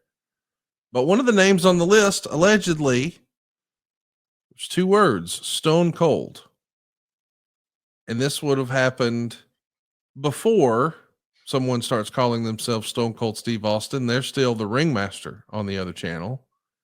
So in an alternate universe, we have a guy showing up like a video game character, but it's Rob Van Dam, not Ray Lloyd, and we're calling him Stone Cold. If there's a Stone Cold running around that is a carbon copy, a tribute to Mortal Kombat Sub-Zero, and it's Rob Van Dam, boy, that's a weird timeline in 1996, is it not? God, that hurts me. That's such a cool idea. It causes pain even today. It's so good. Would that have not been awesome? Of course, everything would have been a little different, but different in a more fun way. And maybe that's what that character needed, because we took it pretty seriously, too seriously. The audience just wasn't willing to accept it as a serious kind of wrestling presentation. But if there would have been a little touch of tongue-in-cheek, innuendo, that would have been fun. And Steve Austin wouldn't have been Stone Cold, so that wouldn't hurt business, if you would have had a crystal ball. But that's just in and of itself. Forget about Steve Austin. In and of itself, that's a pretty fun idea. I wish I would have thought of it. But let's be honest, Rob Van Dam was never. Look, if it was part of a conversation, it wasn't with me, and I was pretty hands-on on this one. So I don't know where that came from. Aural Animus says, what if the Ultimate Warrior actually worked out in WCW and he eventually feuded with Scott Steiner, which in turn would have led to the greatest set of promo battles in history? Is there an alternate universe where the Ultimate Warrior thing catches fire and it works? Who could you have imagined him being programmed with after Hogan? I'm kind of stuck on Steiner and Warrior. I can just, it's funny because I was just in Center Stage, and not that Warrior, he didn't make his debut in Center Stage, but I'm thinking back to Scott Steiner back then. And then I'm trying to imagine what it would be like sitting down in a dressing room with those two and listening to them trying to lay out what they each wanted to do.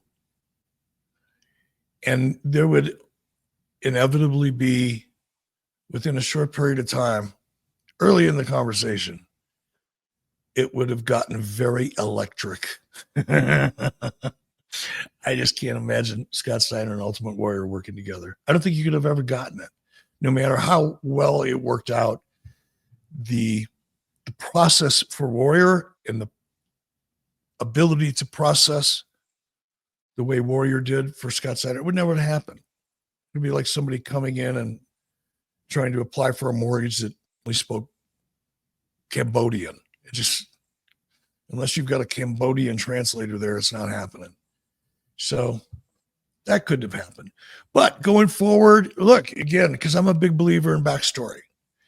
Even if there's just a kernel of it, take that kernel and it's creative. We get to make shit up here. Take that little bit of truth or fact and blow it the fuck up. And then use that as a platform to launch your story from. And that would have brought to mind Ultimate Warrior and Steve Borden, right? They go all the way back. And we could have had some fun with that. I guess if Warrior would have worked out, that would have been a fun one to put together because Steve obviously knew Warrior and could help figure out a way to get it done. That would have been a fun one. Aldo says, what if Eric actually left Turner and WCW in 98 when he saw the writing on the wall? How different would Eric's life have been? That's an interesting question. You know, you've told the story before that you first realized, hey, Houston, we got a problem. And that was in 1998. WCW is enjoying their greatest success ever at that point. They're the biggest wrestling company in the history of the world at that point. If you would have walked away right then, obviously you would have landed somewhere in television, but do you think your career would have looked much different? I mean, is it a regret that you didn't walk away in 98? Were you made worse by waiting a few years?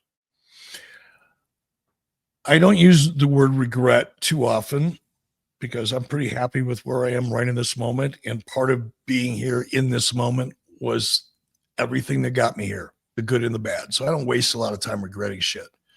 But I have thought about many times, you and I have discussed it briefly. One of the things I wished I would have done differently, it's different than a regret, is, at least to me, as I wish I would have left in August of 1998. Absolutely kick myself in the ass every once in a while over that one. I was rocking pretty hard back then.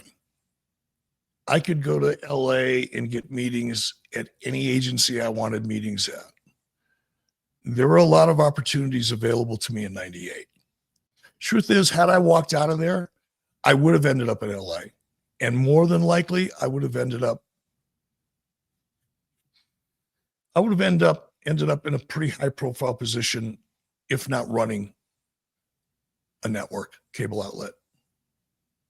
And Brad Siegel even, acknowledged that in the Who Killed WCW. That would have been my trajectory, and I could have easily. There would have been a couple doors open for me in that role. Maybe not immediately, but within a couple months, and that's probably what I would have done. And that's a regret. No, because if I'd have done that, I might not. Who knows what would have happened. I'm good with what I got. I'm good with where I am. But it is a I fun want more, but no, because that would have been, if I would have jumped off the 98, if I would have jumped off WCW in 98 and jumped into another pressure cooker, I would have enjoyed it. Had a different approach to life in the day. I would have enjoyed it, and I would have lasted there a couple of years, but I don't know what that would have taken out of me, to be honest with you. Maybe nothing. Maybe I'd still be doing it. Alan is with us, and he says, what if Eric had purchased ECW instead of Vince? Now, that's an interesting idea. We know you were trying to negotiate and get control of WCW, and, well, that doesn't work out because when there's no television guaranteed, it's time to move on. Now, ECW could have been had for a lot less than what you were putting together capital for in order to buy WCW, but they didn't have a television deal. With the benefit of hindsight, would that have been an opportunity if you could have purchased the ECW assets out of bankruptcy for a song and then bided your time until you found a television outlet? Or is that cart before the horse and throwing good money after bad, Eric? There was no revenue there. There was a reason why ECW went bankrupt. There's no revenue. There's no TV. There's no revenue. Their live gate revenue was insignificant. in the big scheme of things. So it's not what would you buy? To answer the question, I would have not bought it. I would only not have been interested in pursuing it. I would have run the other way if it would have come my direction, just because there was no asset value there. Bryant wants to know, what if Eric never did a cruiserweight division? Boy, now that's a big what if, and I know that, listen, the internet is going to take issue with this, I'm sure, but if you're not showcasing that style in a big way, does the WWF ever embrace it? Does it ever really catch fire? Absolutely not. You know that. We all know people who know Vince well, who know that. This was the antithesis of Vince McMahon's philosophy on wrestling. There's no doubt about that. Anybody that argues that fact is just entertaining themselves, making themselves look pretty fucking stupid in the process, but they're just entertaining themselves, because we all know what Vince's appetite was when it came to talent. And it wasn't 5'7", 145-pound Mexican guys. Anybody out there disagree with me? Nope. Go to ericbischoff.com. Tell me why. You just got to be real, and you got to, no matter what your feelings are. And I know there's people out there listening to the show, which is always interesting to me, that people that are out there listening to the show and they get pissed off at what I say. I don't know. It says a lot about people, but I put the cruiserweights, I put the luchadors, I brought the Japanese junior heavyweights. I brought them in, not occasionally like others had done before me. Paul Heyman brought in Rey Mysterio before I did, but he didn't have a national television platform in prime time. He didn't give Rey the exposure that I was able to give him, and to create the awareness for guys like Rey and Eddie Guerrero and Chris Benoit and Dean Malenko and all the luchadors, and on and on and on. And I know this is going to sound like me putting myself over, but I really don't care. If I had not have used the cruiserweights as effectively as I did, not just giving them an opportunity, I gave them a platform to expose their style of work to a world that had 99% of them had never seen it before, maybe 95%. And I venture to say, had that not happened, you would be saying to yourself right now, Rey who? Eddie what? Who are those guys? And like I said, I know people are going to take exception to that, but have at it. Well, something I think everybody needs to have at is the perfect gene. I'm a big believer in this product, and I know Eric is too, because the perfect gene has redefined what jeans can be. No more crushed nuts or saggy diaper butts, just pure, soft, stretchy perfection. Life's too short for denim that fights you every step of the way. These jeans move with you, whether you're chasing kids or tackling chores or just chilling like a boss. Over 400,000 old, young, big, and small men agree. Imagine denim that's so stretchy, it's yoga ready, sharp enough to turn heads, and comfy enough that you'll forget you're even wearing them. That is, until someone compliments you.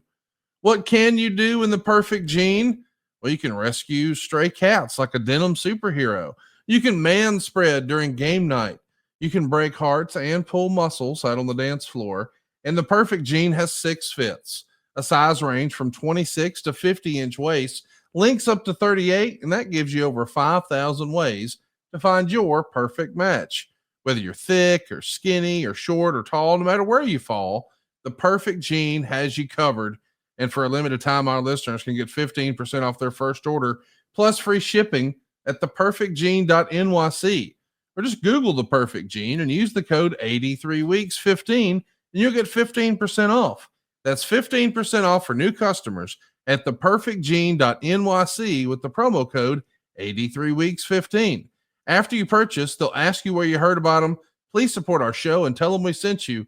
Fuck your khakis and get the perfect jean. Let's do another one here from Steck Money Records. What if you didn't get a deal to do the tapings at Disney MGM? Were there any other options for places to do tapings at for syndicated shows? That's interesting.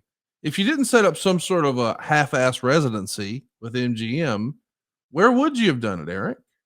I don't think I would have. I mean, Universal Studios was an option. They had studios there as well, as did Disney MGM Studios. So there were two soundstage locations that were brandable. Keep in mind, the reason why I went to Disney was, yes, partly to facilitate a more cost-efficient way of producing our syndicated show, because it was becoming less and less relevant as it related to our budget in terms of revenue. We weren't getting as much for it as we really needed to keep doing it. So I had to find a cheaper way to do it. And I also wanted to brand WCW. I wanted to get WCW in the minds of ad buyer, and Conrad, you'll understand this, in the minds of ad agencies, because they're the ones that recommend someone like WCW to their client, someone like Chevrolet, for example, right? Well, in order for them, that ad agency, to feel comfortable recommending you to their client, because they're going to be judged by that client on the quality of opportunities that that agency brings to the client. So if you're an ad agency and you're someone like Eric Bischoff comes to you and says, hey, I've got this thing called Worldwide Wrestling, and we're on all these different cities, and here's our ratings, and I'll make you a hell of a deal.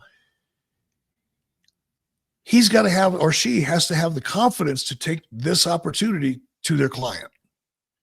WCW, no one in their right freaking mind back then would have felt comfortable bringing WCW as an opportunity to their clients. I had to change that. I had to change the perception of WCW, because it wasn't like WCW started the first day I showed up. WCW had been around. WCW had a track record. WCW had an impression amongst ad agencies and clients. So it would have taken a while to get there, is I guess what I'm trying to say. I made the decision to go to Disney because, yes, I wanted to save money. I wanted to take advantage of efficiencies, right, across the board. Shooting, 15 shows in 3 days is a lot better than going out the door and shooting 15 shows over a 7-week period, assuming you can do 2 a week. So that's what I was trying to do. And there were only two options. One was Disney. That was my first choice because everybody knew the Disney brand. And as weird as it sounds to say Disney and professional wrestling, especially back then, that's what made me want to do it more. Universal in WCW still would have worked, would have been close, but it wouldn't have been as good as Disney, in my opinion. Because Disney and wrestling, it would have forced ad agencies to go, what? WCW and Disney, I got to look into this. It would have at least helped us open the doors a little bit. It wasn't like, I just need to go shoot these shows as cheap as I can. We're already doing that. But Disney was the ultimate solution. Not ultimately the best end of the story, but for what I needed at that time, it was perfect. Ari Rosenbaum says, what if Vern Gagne wasn't stuck in the 70s and put the belt on Hogan? Where would that put the AWA and Vince? Of course, I think the rest of the story is he also needed to pay Hulk the merch money. Vern had started selling Hulkamania t-shirts and he wasn't paying Terry anything. So obviously there's more than just putting the belt with him, but the spirit of the question is, what if Vern had hung on to Hulk? What do you think, Eric? I'd probably still be living in Minneapolis working for Vern or in one way, shape, or form. It would have, that's one of those what ifs that at least because kind of know a little, at least I have a perspective on where the business was back then from reading Brad Blajukian's book. He does a great job, from talking to Vern, and when I used to work for him. I don't know, man. I don't think we'd be watching WWE. If we were, who knows? It's too hard. Too much time has gone by. I think no matter what people think of Vince McMahon, he is relentless, focused, and would not let anything get in the way of building WWF in his vision. But without Hogan, that would have been much more difficult. How much more difficult? I couldn't even guess. But just knowing a little bit about the financial history of WWF, again, based on Brad's book, Six Pack. I don't know. Maybe he would have found a way. But without Hulk Hogan, I'm not sure it would have been anywhere near the same timeline.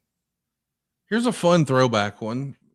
B. Foats Jr., BFO Ats Jr., whatever, says, what if WCW never received the Monday Night TNT live spot? Could the NWO have worked on Saturday night taped programming? Now that's interesting. You're still going to start the NWO. You're still going to bring over Scott Hall and Kevin Nash, but there's no Nitro in this scenario. The A show is WCW Saturday night. Does it stand a chance to still work? No. And this is where it gets, professional wrestling, acting, music, it's not science, it's art. And art is very, very subjective. I think that's what Jeff Jarrett said, something similar to that. Art, creative, whatever, it's all the same thing. It's whatever you're able to conjure up in your imagination and turn it into a product, whether it be a physical product or entertainment. It's all comes down to art. And with art comes perspective and instinct. That's what separates. That's why it makes professional wrestling so hard. On the surface, professional wrestling looks pretty freaking easy, right? Get two guys, two gals, whatever, don't like each other, go in there and have a scripted fake fight.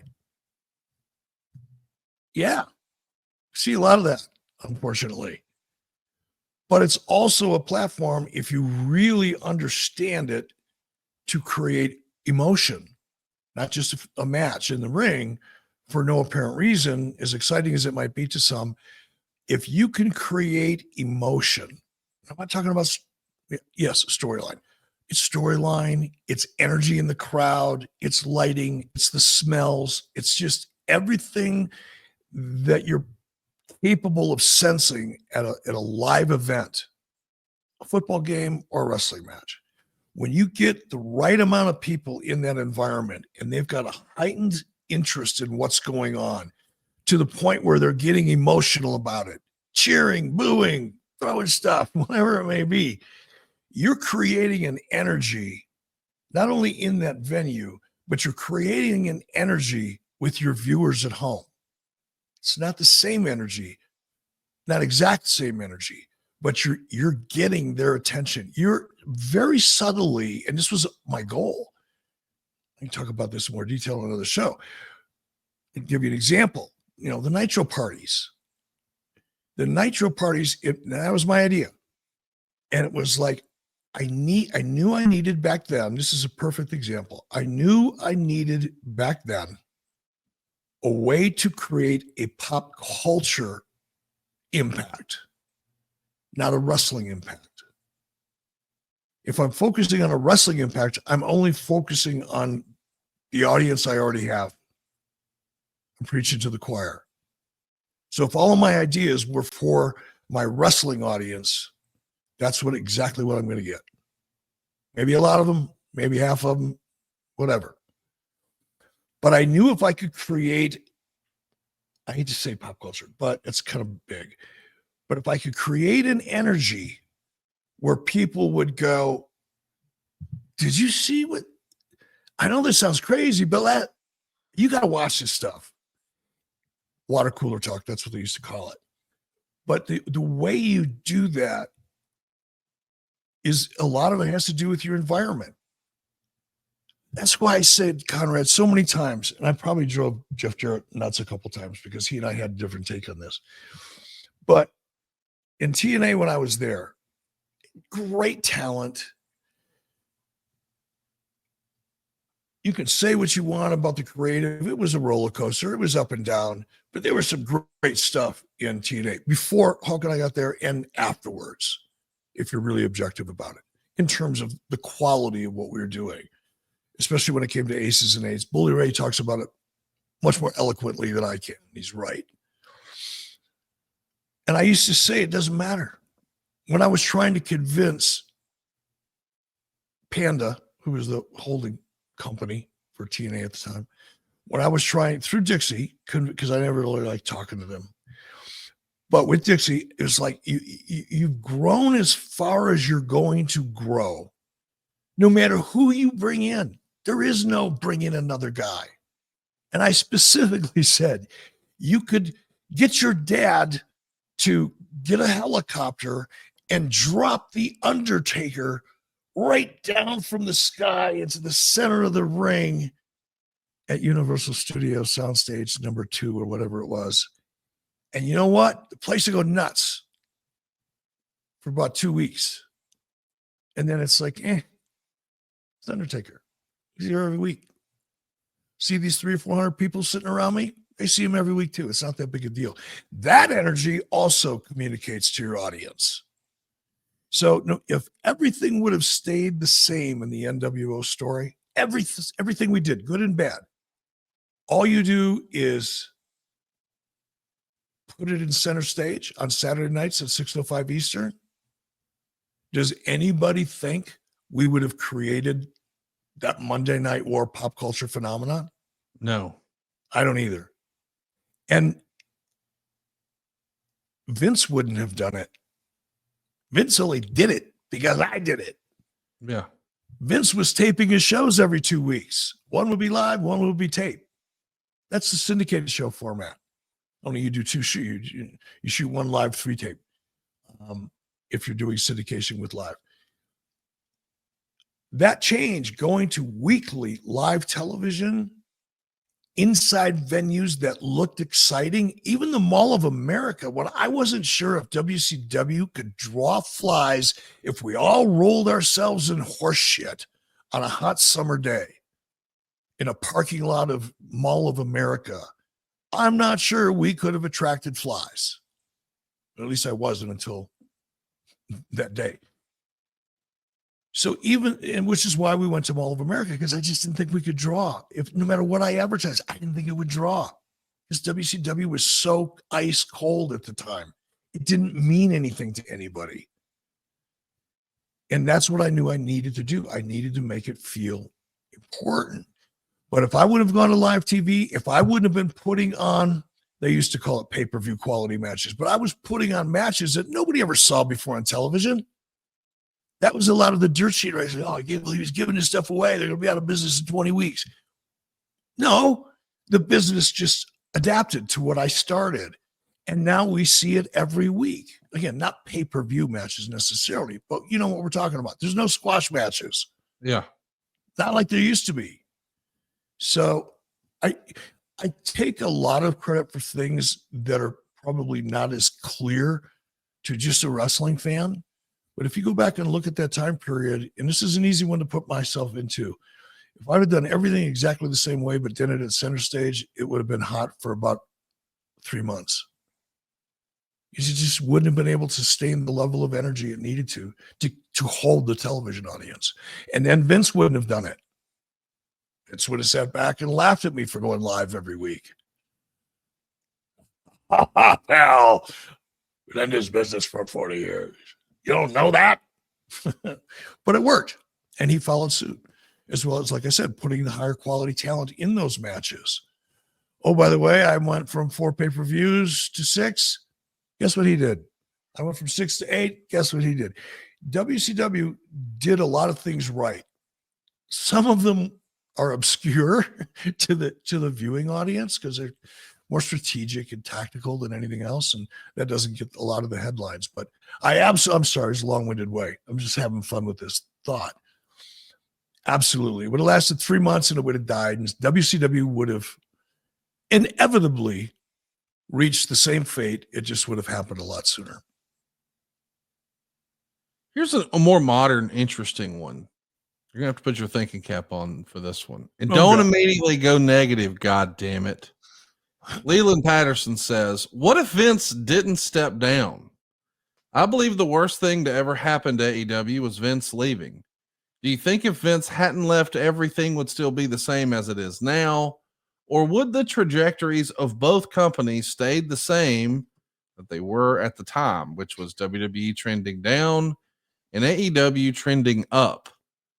So it's more of a question about, I think, how does this affect AEW more than anything? But I do believe that that's a fact. Like, Vince stepped aside and the WWF's business started to pick up. I mean, we no longer had chaos at the top. We were able to form a plan and maybe stick with a plan more so than we could have under the Vince regime.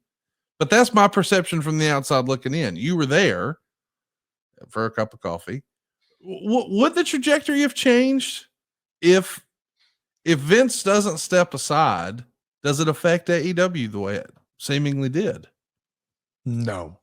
And I understand the nature of the question, or the reason for the question, because there are fans out there, probably like you, Conrad, who we all want AEW to succeed. It's not a question. We just have different perspectives sometimes as to why it's not. But nobody wants AEW to not succeed. Let me make that fucking abundantly clear for you knuckleheads out there that just can't seem to understand simple shit. That disclaimer out of the way. There's a portion of the audience, and perhaps this question came from one, that are looking back and go, man, I wish things would have been different I wish things are different or were different for AEW right now. I wonder what would have happened, because back then, AEW was hot and Vince was there, and, we had more people were interested in AEW, and all that is true. I'm not suggesting that it's not true. I'm suggesting that it was temporary at best.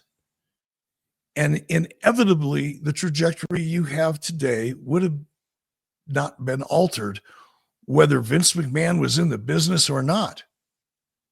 Let me take it a step further. Does anybody out there listening who hate my guts every time I mention AEW, because they take everything personally, but is there anybody out there who thinks that somehow Vince McMahon staying in WWE, not leaving, would have affected any choice that Tony Khan has made since back in 2019? Does Vince in creative affect AEW in creative? Tony's vision of what he sees for his company? I don't think so. I don't think that's logical. You may want to entertain yourself or keep a conversation going, come with a yeah, but what if, and that's fine. It's part of what we're doing here. I get it. I dig it. I'm actually having fun doing it, believe it or not. I didn't think I would. When I knew we were doing this, I was like, oh, fuck. It's going to be like dragging myself across my driveway in my underwear with 2 feet of snow. But Tony is doing exactly what Tony wants to do. And I don't think what Tony wants to do could be possibly affected by whether Vince McMahon still had an office at headquarters. You might have some talent things that were a little different. Yeah, maybe. But I think we're reaching a little too hard to find a better version of this story. Give it time. Tony's learning on the job. Guess who else learned on the job? Eric Bischoff. And I've been on the job a lot longer. I know Tony thinks he's the smartest guy in the world. Maybe he is. I don't know. I know I'm not. And it took me a while to begin to get a feel. And I never really fully, I wish I knew then what I know now. Let's put it that way. And guess what? The only thing that's going to fix that is time. I've kind of made up my mind. I'm washing my hands of it all. I'm not going to get emotional about it anymore. I prefer not to even talk about it anymore, to be honest with you. But Tony is going to do what Tony is going to do because that's how Tony is wired. And whether Vince McMahon has an office in Stanford or 100% creative control or no creative control or opens up a company on his own, which is a rumor, it's not going to affect Tony Khan's decisions. Tony Khan's decisions are affected by Tony Khan. That's it. And that's why that's, and I'm sorry, and I don't, hopefully that's not me being, pissed off answer. It's as honest as I can be. No, I don't think it's a pissed off answer. I thought it was interesting. You said you kind of don't want to talk about it. Do you not want to talk about AEW on the program moving forward? I mean, if there's something really interesting to talk about, but just first of all, I don't watch it anymore. I can't. It's just not my thing. And it's not even about AEW. I don't watch WWE anymore either. Now, I'll drop in, especially as we get closer to WrestleMania. I will drop in, and the closer we get, the more time I spend dropping. But I don't record it every Monday night and Friday night. I'm not going to change my habits on Wednesday to watch wrestling or Friday or Saturday or any other day. If I hear, and that's the great thing about social media for people like me. I follow that pretty closely. I know what's going on based on reporting, and I know who to listen to and who not to listen to and who's full of shit and who's not. So it's really easy for me to go, ooh, that sounds really good. I'm going to go check this out. And then I go back and, pick it up wherever I pick it up. That's how I'm consuming wrestling. But again, keep in mind, I say that because I don't think all people are like me. I don't think there are probably very few people like me who are really only interested in the business of the wrestling business, except for a few times around WrestleMania, or if there's something really special, then I'm tuning in like a fan. But otherwise, if I read something about the business of the wrestling business, a growth opportunity or something, important in my world, and I'm all over it, and I'll talk about that. But I don't want to just talk about ratings and shows because I'm bored. How's that? Well, I bore myself when I do. Let me keep you not bored this weekend. All-Star Weekend is almost here, and Prize Picks is the best place to win cash while you're watching your favorite players during the game and the Saturday night events like the 3-point contest. You can now win up to 1,000 extra money on Prize Picks. Prize Picks is the best way to get action on sports in more than 30 states. I'm talking to you, California, Texas, Georgia, Florida, and more.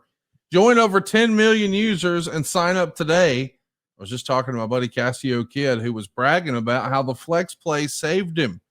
Prize Picks invented this, and it means you can still cash out even if your lineup isn't perfect.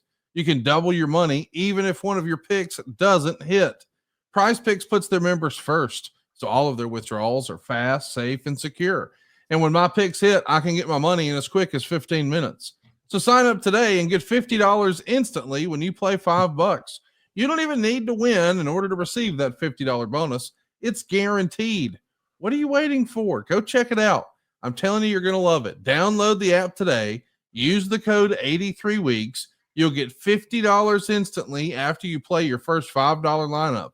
One more time. Download the Prize Picks app today. Use my code 83weeks. You'll get $50 instantly after you play your first $5 lineup. Prize Picks. Run your game. Hey, buddy, I just got a notification. As long as we're doing this, and I know the show doesn't drop till tomorrow, but WWE NXT, I'm sorry. WWE NXT, it's an old habit. 800,000 viewers. So Ricky Starks, although he wasn't advertised, he can't say he brought the house, certainly took advantage or benefited from, I think that may have been one of the highest ratings that show's ever done. Well, congrats to NXT and everyone involved. You mentioned earlier, there's been lots of speculation, lots of rumor and innuendo about Vince McMahon starting a company. Should I say the quiet part out loud, Eric? Well, man, it's all up to you. Well, there's been lots of whispers. You've heard the same things that I have.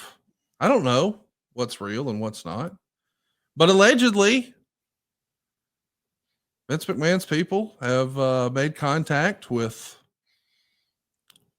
people who have experience shooting wrestling, maybe cameramen. And allegedly, I don't know if this is real or not, but the rumor mill, the whispers say, perhaps Fox is holding a spot for Wow. Vince McMahon. Oh. And I think to myself, that doesn't sound real. That sounds like bullshit, as my dad would say. Yes, sir, And Larry. then I find myself watching the Super Bowl on Sunday, and my phone starts blowing up. Vince McMahon is at the Super Bowl. And I say to myself, when is the last time I remember seeing Vince McMahon in a football game for a league he didn't own?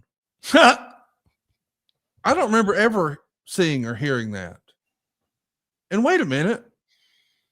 Was the Super Bowl on Fox? Because I think it was.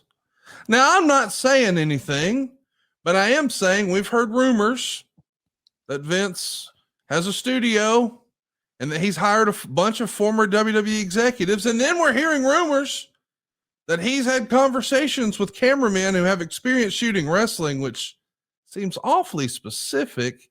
And if he's just shooting traditional entertainment, why do you need a wrestling cameraman? And we're hearing, well, maybe he's got a spot with Fox, and that sounds like bullshit. They just got out of the WWE business. And besides, doesn't Fox own Tubi, which is going to air Evolve? That's a WWE product. It can't be. Wait a minute. Are you saying Vince was at a Fox ran Super Bowl? I don't know, Eric. What say you? Is there smoke to this fire, or are people trying to will all of this in and try to put on their tinfoil hats? Where do you land on all of this, Eric? I would be the latter, not the former. I just can't wrap my head around it. And I get it. It's entertaining as hell to, what if? Because we all know, right? We're going to be sitting here on our show talking about it, how crazy it is. And it's fun to talk about crazy shit happening that you never expected. But I still can't wrap my head around it. And I've heard the same things. You've heard some of them. I've heard some different things, and maybe I've even remembered to share with you. Nothing big, or I remember to share it. But yeah, little bits and pieces, comments here or there that kind of make you go, But part of that is because I want to go, what if? Because, hey, it's fun. But I just don't see it. There's too many things that make sense in this rumor. Makes sense. You've connected some dots that are definitely dots and worthy of connectivity. But it's not the complete picture, because there's a couple of the things that would have to happen that I just can't imagine happening. I can't either. I can't imagine that it's real, but we just keep hearing these whispers in the background and, hey, did you hear? And it's like, if I'm Vince McMahon, this would be the last thing I would be interested in. Like, yeah, well, you're not Vince McMahon, and neither am I. Yeah. Which is one of the reasons why I think it's a possibility. Okay. It's one of those dots. Remember when I said there's dots here? He's going to take a lot of dots, got to connect them all. Well, the first big dot, like the starting dot, is Vince McMahon. Would he really want to do this? Fuck yeah. Doesn't mean he can pull it off, or he would allow himself to try, necessarily make the decision to try. But in terms of what he would want to do, because he's not going to, he could have a really cool yacht. He could have his own little island down in Bimini or wherever else he wanted an island. He could live an amazing life and never have to experience one moment of stress. Again, he ain't going to do that. You might do that. I would definitely do that. He's not going to do that. I don't care if he's 98. If he's still drawing breath, he is going to be driven to conquer something. Here's the missing link for me, Conrad, to be just really blunt about it. Do I really believe there's a scenario where Fox Network would lay down that big of a bet on another wrestling company? I just can't wrap my head around that part. I can't either. You know, if it didn't work with WWE, what would make me think it would work with a startup? Like, now, granted, they were looking for a return on investment, and maybe he's going to be much more affordable now. I mean, or because now this is another dot I could connect. What if Fox is a partner and not a distribution partner? Okay, they got skin. What in if the Fox has now? What if they're building their own version, and they're going to own it? Okay, and they're Okay, going to own it, and they're going to have it internet. So now you got me leaning into that possibility. put your fucking tinfoil hat on, you son of a bitch. No, I'm not there yet because that's a giant freaking leap. But I'm not going to totally discount it either.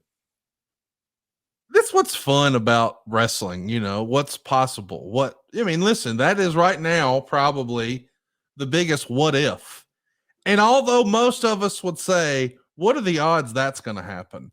I've got a 2-screen experience going on right now, and Linda McMahon is in her confirmation hearing for the Secretary of Education right now. And she's going to get it. And never did I imagine that would be happening right now either. We're in some sort of an alternate timeline simulation right now anyway. So we'll keep our fingers crossed that, I mean, listen, I, for one, am hopeful. There might be another major professional wrestling spinoff, or I mean, startup. That would be fucking awesome. Hey, and by the way, Josh Henney. Hey, Josh, how are you? Keep up the good work with your son. You're kicking ass here in Wyoming. Tearing them wrestling mats up. But Josh Henney says Linda McMahon has been confirmed. Okay. As Well, there you Secretary go. of Education. So, wow. I mean, I don't even know if that's going to exist in a few weeks. I mean, there's lots of things. The CFPB was a thing 2 weeks ago. Who knows? D wants to know, and this is an interesting question. We're going to get back to our what if topic. What if cable had come along earlier than it did? Maybe when Vince Sr. was in charge, how would the landscape look different? Well, I mean, I think respectfully, I think Vince was playing nice with others. He was sort of honoring the gentleman's agreement between these imaginary territory lines. But if cable had come along sooner, it might not represent the same. It certainly wouldn't represent the same opportunity for Vince McMahon. If you don't think Vince Sr. would have taken advantage of cable, is there another promoter out there that you think could have? That's what makes what Vince McMahon created and achieved in WWE and turned it into the entertainment behemoth globally that it has become. Why a guy who is one of the most, if not the most powerful man in Hollywood is running it, Ari Emanuel, is because Vince had a vision that the only one of those guys that I really knew was Vern. But they were all very much alike. Bill Watts. Okay, I knew him too. Actually, yeah, I know more than, actually I try to put it out of my mind. Bill Watts, Vern Gagne, all of those people who grew up in and became extremely wealthy in that territory system would have never, they just weren't visionaries. I hate to say it. They weren't driven every day to make something bigger and better. They were promoting and making money and doing a lot of successful things in their territories, but none of them were thinking outside of it. Well, I say none of them. Nobody that I've ever heard of or have come into contact with, including Jerry Jarrett. Who else in that mix? Bob Geigel at one point. I mean, it's not like I didn't come into contact with many of these people, but they just didn't have the vision. That's what, and neither did anybody else.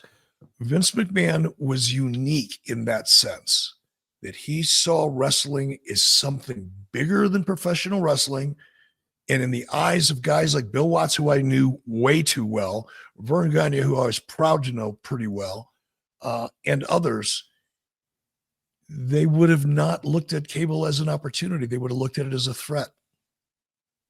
Interesting. Chris wants to know, what if Brett never left? A few possible items, not blaming Brett, but Owen would have never become the Blue Blazer again. Davey wouldn't have broken his back in WCW. Sean wouldn't have hurt his back in the casket match. Rick Rude wouldn't have left the WWF. Maybe he would have gotten cleared to wrestle on Raw. You know, it is interesting to think, what if Brett would have stuck around? Respectfully, it probably wouldn't have changed WCW at all, but it could have changed the WWF and a lot of other people's lives. Yeah, right? I know Bret Hart's got a lot of great fans out there, and he's earned them. He's one of the greatest technical performers in the ring at a very, very high level. I'm not taking anything at all away from what Bret accomplished in the ring or what his capabilities were. However, as I like to say, I just get excited when I say, however, whose fault is it that Bret put a $20 million price tag on himself? Who thought that was a good idea? It was an astronomical ask. One might say pretty freaking greedy. One might even say he knew what he was doing, and he knew he had Vince over a barrel, so he was going to squeeze every nickel out of him he could. And he did. Until he didn't. But had Bret settled for a reasonable contract, I guarantee you Vince would not have let him go. He just couldn't hang with 20 million. He couldn't. He wanted to. He couldn't. But a reasonable ask that would have made probably Bret still the highest paid person on the roster, Bret would have never stepped foot in WCW. Eric, I don't think it was a $20 million ask. I think it was a 20-year deal. I think that's where the 20 comes from. I don't think it was 20 million. How much per year? Do you know? I don't expect you to. It was a lot more than the active years, but the ambassador years, like the back nine of that contract, it was like $500,000 a year or something. Well, either way, Bret put a price tag on Bret. Yes. And it was a price tag that Vince couldn't afford. Bret had the option to sit down with Vince and say, okay, let's redo our deal. That's interesting. Charlie Thrower says, what if Bret said yes to Vince's pay cut? 6 months from Montreal, he had the money. Had Bret stayed, would that still happen? Would Austin have been allowed to become the megastar? Would Shawn still have been in the casket match that destroyed his back? Would we even get Mr. McMahon? Now that's the big what if. Wow, that's a giant one. Wow. Because if Bret stays, he doesn't screw him. We don't get the Bret screwed Bret promo. We don't get Mr. McMahon. So if Bret stays, maybe Mr. McMahon doesn't become a character. Maybe Raw never beats Nitro. In a weird way, it works out a lot differently if Bret stays. That is crazy. You know what's crazy about it? As either one of those moments within that whole butterfly effect, any one of those things is not out of the question. Yes. This isn't like some wacky, what if, hypothetical that you've got to be high to even really engage in. This is something that easily could have occurred. Bret could have. Had I never met Bret the year before, if we didn't have that relationship, you think Bret would have come over? No. I don't either. And if we wouldn't have had that one meeting at the restaurant near the Santa Monica airport, we wouldn't have had that one meeting, and Bret and I got to know each other. And I'm not regretting that, but I don't want to make it sound like that at all. I was very happy to meet Bret and proud of it. Still have a couple gifts he gave me afterwards, but he wouldn't have come. And then that list of things that was the catalyst for this question, Rick Rude wouldn't have left, HBK in a casket match, all the things that, I think there were 5 things on that list. Conceivably, it never would have happened, but Conrad, you knocked it out of the park with, we wouldn't have seen Stone Cold Steve, likely would not have seen Stone Cold Steve Austin or the Mr. McMahon component of it, which is, I think, what got Stone Cold Steve Austin really off into orbit. Wow. That's a really cool question. I appreciate that one. RCS 88 says, what if Brian Pillman didn't have the Humvee accident in 96? Man, you want to talk about an interesting character, an interesting mind for the business. And we know his life was cut way too short in October of 97. But without that Humvee accident, maybe we don't have that reliance on painkillers and we don't have some of those same troubles, and we would have been able to wrestle. And, you know, this is a guy who not too terribly long before this was seen as a real innovator. I mean, his matches with Jushin Thunder Liger were light years ahead of time. And then we saw him reinvent himself, and he became this crazy loose cannon character. Brian Pillman, a healthy Brian Pillman who never has the accident. Man, that changes a lot of things, doesn't it? That would have been wicked cool. I just watched a clip. I think it was one of WWE's most controversial moments. And the scene where Steve Austin breaks into Brian and Melanie's house. Yeah. Brian pulls out a gun. I watched that scene last night. And I didn't even think about the fact we were going to be doing this show, but Brian Pillman was off the charts good. Yes. Even seeing him last night made me realize how and I've always appreciated Brian. I've always thought he was a next level kind of talent. But I watched that scene last night and I'm thinking, man, there's very few people that had that magic that Brian had. Kind of like Scott Hall. If you could have kept him straight, had drugs, you know, it's not like they wanted it to end the way it did. They got sucked into it. It was, and a lot of people did. Painkillers were like candy. You could get them anywhere. Doctors were giving them out. FDA said, sure, take all that stuff you want. It's not addictive. Cut to where we are today. And Brian and Scott got caught up in that, like a lot of other people did. So I don't mean to sound critical of either one of them is what I'm trying to say. However, if you could imagine the world without those issues in it for either one or both of those guys. Scott Hall was amazing. He had an amazing mind. He knew how to, he just knew he had an instinct that you can't teach. That's the best way to say it. And Brian Pillman was right there with him. Maybe more so in some ways. So yeah, what a different world that would have been. Can you imagine in this hypothetical, Brian doesn't have the accident, so he's not going to lose his life in October of 97. Can you imagine if and when he jumped back to WCW? I mean, when he comes back into a Nitro NWO era of WCW with the worked shoot promo. I mean, we saw when Sean Waltman makes his Raw debut fresh off of a WCW run and he does his worked shoot promo against you. Man, Pillman had been trying to do that for a while with this loose cannon thing.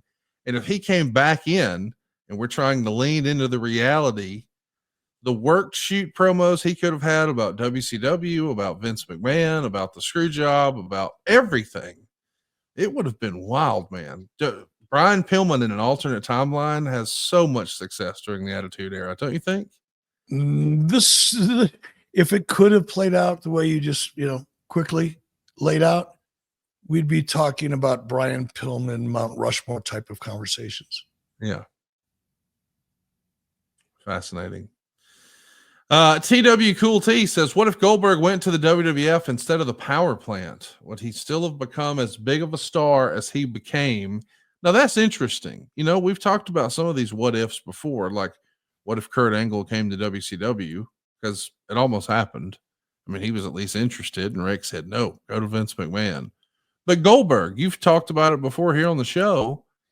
You were supposed to follow up with him, and it slipped through your fingers. You forgot. You almost didn't wrangle him. He almost did go to the WWF. I don't know that they would have leaned into the streak and built him that way. And as I'm saying that out loud, I'm reminded, well, they kind of did it with the Ultimate Warrior, but it didn't really work when they did it with which is why they wouldn't have done it with Bill. So what do you think? What does Goldberg's career look like if he goes to Vince instead of the power plant? I don't think it would have lasted long.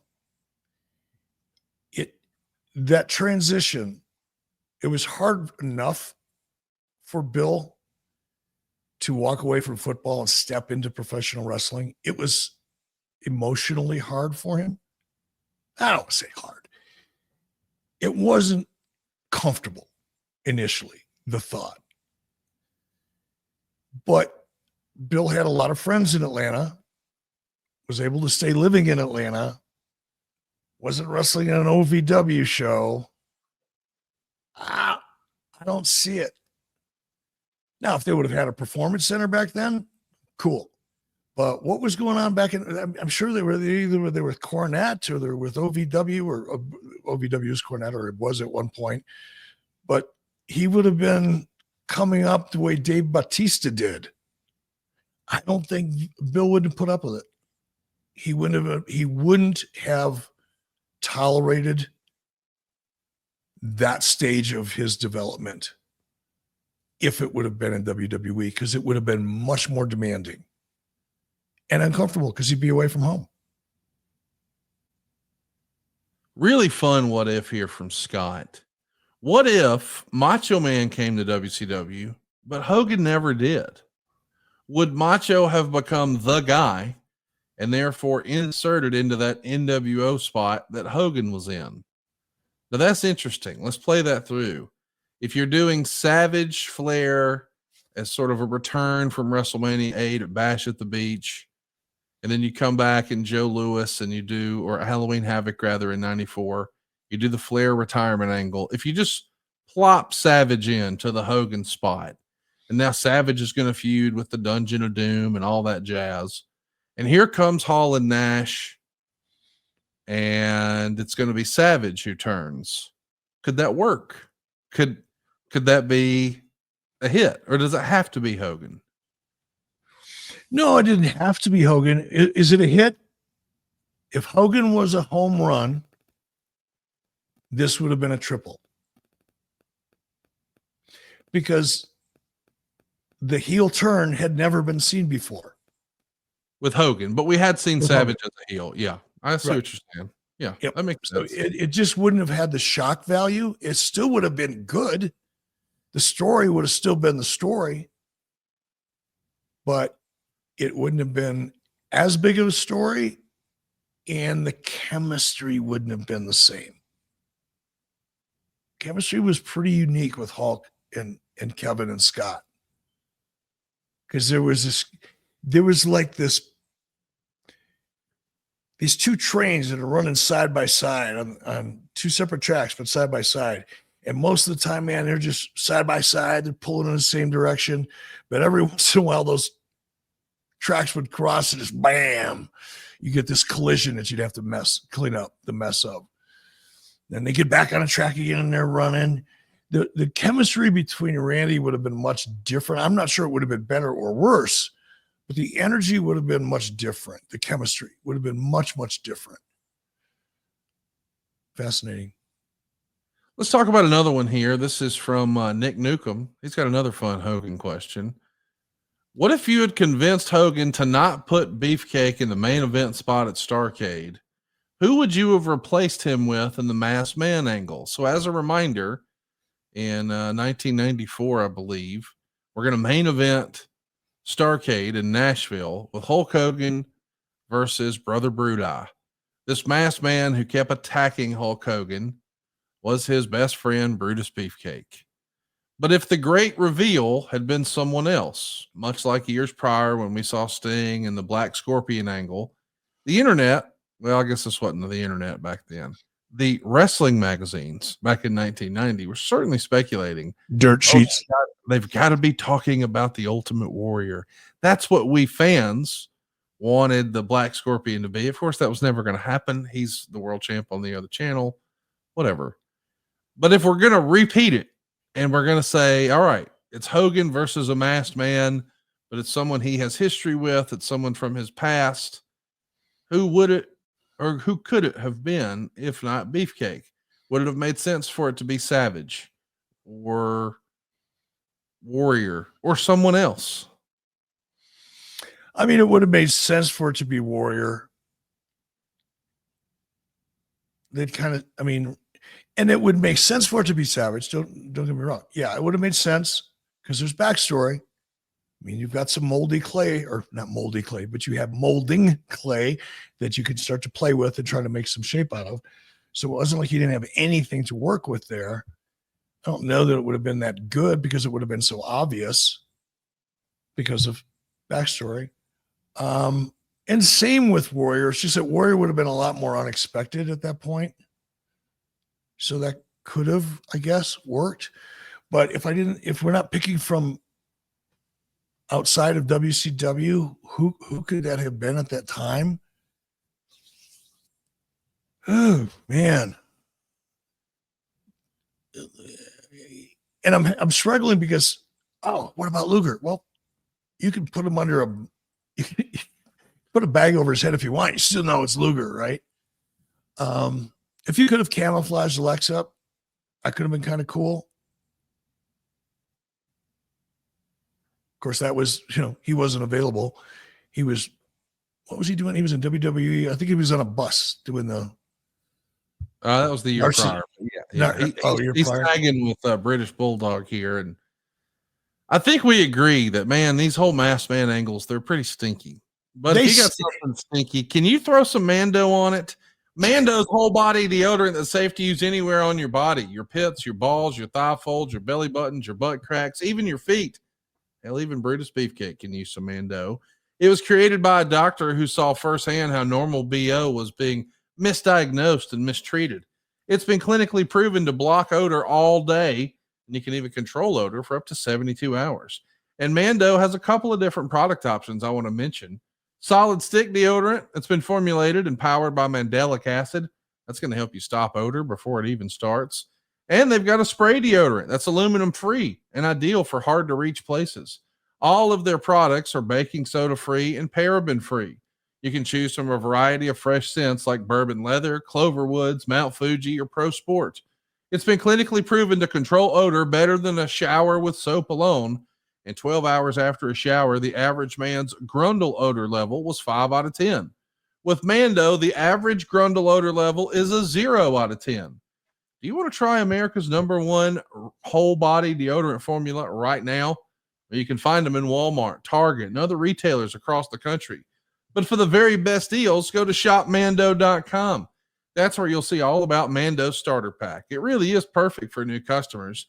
It comes with that solid stick deodorant, the cream tube deodorant, and 2 free products of your choice.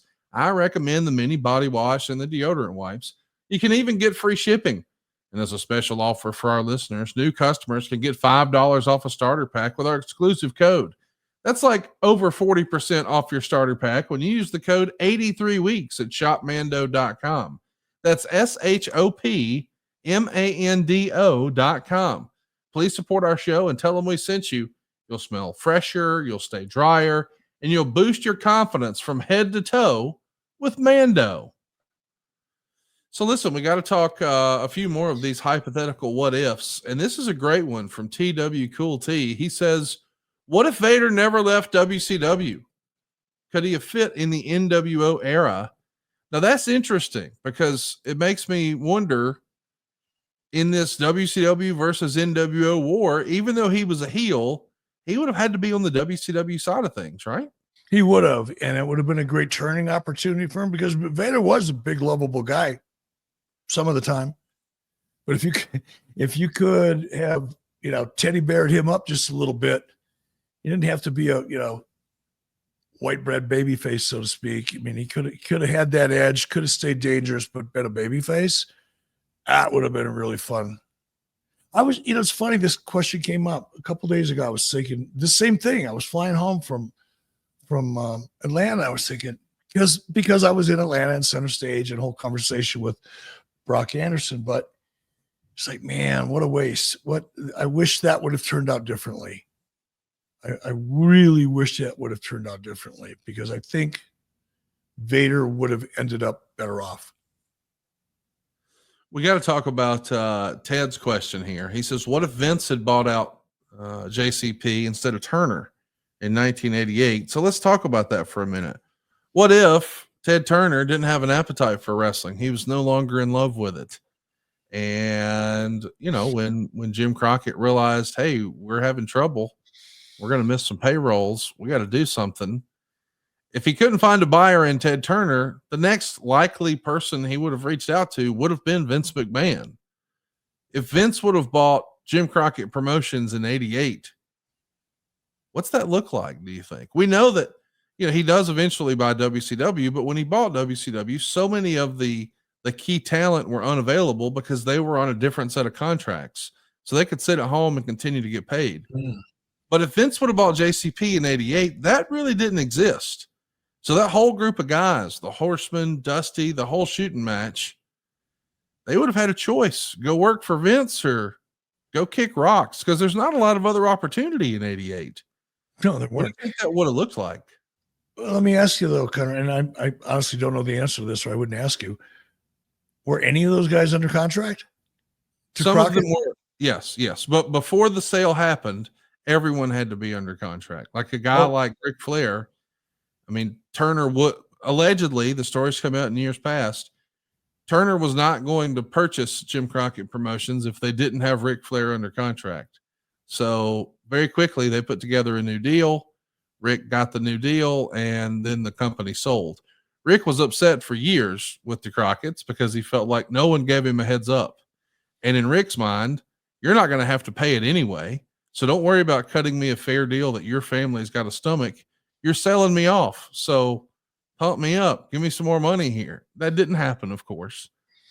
But in an alternate universe, they got to have somewhere to work. This could have looked a lot different. Wow. I can't even wrap my head around that. Well, I mean, if Turner wouldn't have bought Jim Crockett, you and I wouldn't be sitting here talking right now. That's right. I mean, my whole life would have been different. I might still be selling meat out of the back of a truck in Minneapolis. So I don't know, man. That's a big what if, but it's again another one of those. It's not a stretch, is it? It's conceivable that it could have happened that way. Seth has an interesting question. What if social media, the way we know it is today, what if it would have existed in WCW days? Would it have helped WCW? Would it have hurt WCW? What would the effect on social media as it exists in 2025? What effect, if any, would that have on WCW, do you think? I'm really comfortable saying I would have been all over it. I just would have been all over it. I was so committed to live and spontaneity in everything that I did, especially as it related to Nitro. I used to tell my team, creative team, spontaneous combustion. When you sit down to write, we sit down to bounce ideas around this room.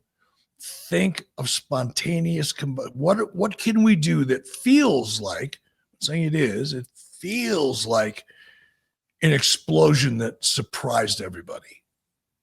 That's the vibe. That's the energy I want in the show. It's the energy I want at least once or twice in a 2-hour show. What do we do? What are some ideas? Let's go. So I can, with a lot of confidence, say that if I had this thing available to me 30 years ago, my balls were bigger. My attitude was a little more aggressive, just a little bit, not much more, just a little bit. And I had nothing to lose. So yeah, it would have been, I'd be big balls. Screw that guy. God, listen to you, big balls. That would have been me. DRW Wrestling says, what if you couldn't get Lex for the first Nitro?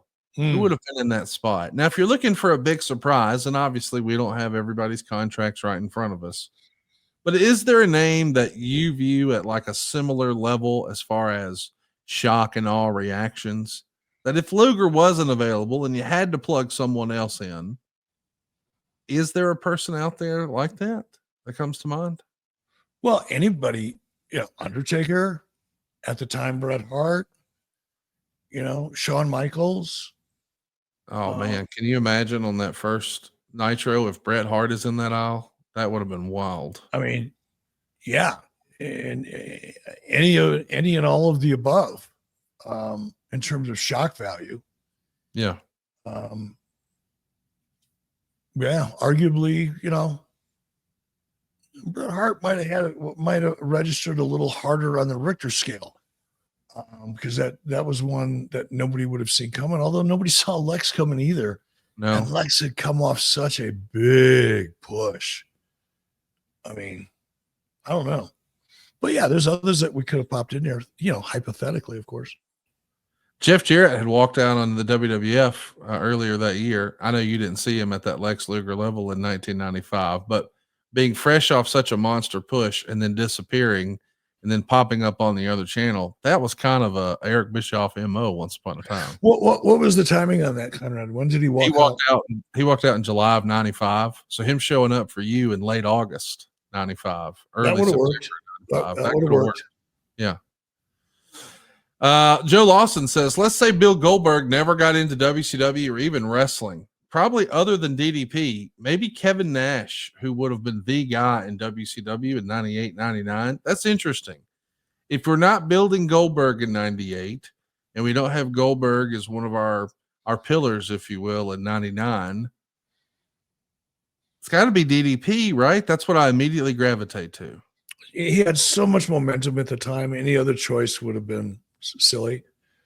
And it would have been he and Kevin down the road, back and forth, somehow, some way. But it had to be DDP. He was surfing right at the crest of that wave, and doing it really, really well. So yeah, it would have had to be DDP. Last hypothetical this week before we put a button on it. Jeff Stewart wants to know, what if Thunder was a hit and gave Turner 2 ratings monsters on 2 different networks? Would Turner execs still be so anxious to kill WCW? So yeah, in an alternate universe, if Thunder is a hit the level of Nitro, does it change anything? Absolutely not. The only thing it would have changed would have been that it would have made the executives who had been fighting for years to try to find a way to finally pull the plug on WCW, it would have only made them more determined to do so, because now you're giving up 4 hours of prime time. What does that mean?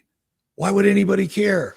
Because there are people that work in networks like TNT who get paid a lot of money to bring scripted content to prime time. Or you'd have a guy like Harvey Schiller that maybe wanted another night for sports. So you've got competing interests for that real estate in primetime television. Many, many competing interests. You've got your own network executive that knows that he or she are building their careers based on those choices. That's how you become a really big studio executive or network executive, is you have an instinct and an eye and a feel for where the audience is going, not where they've been.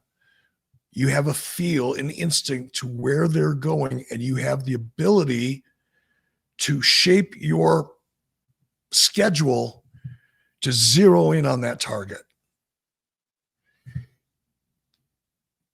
All we would have had was, instead of 2 hours of highly successful programming, we would have had 4, which means some of these really high-paid executives would have even less of an opportunity to do what they wanted to do, because Ted Turner was doing what Ted wanted to do, and what Ted wanted to do didn't benefit them.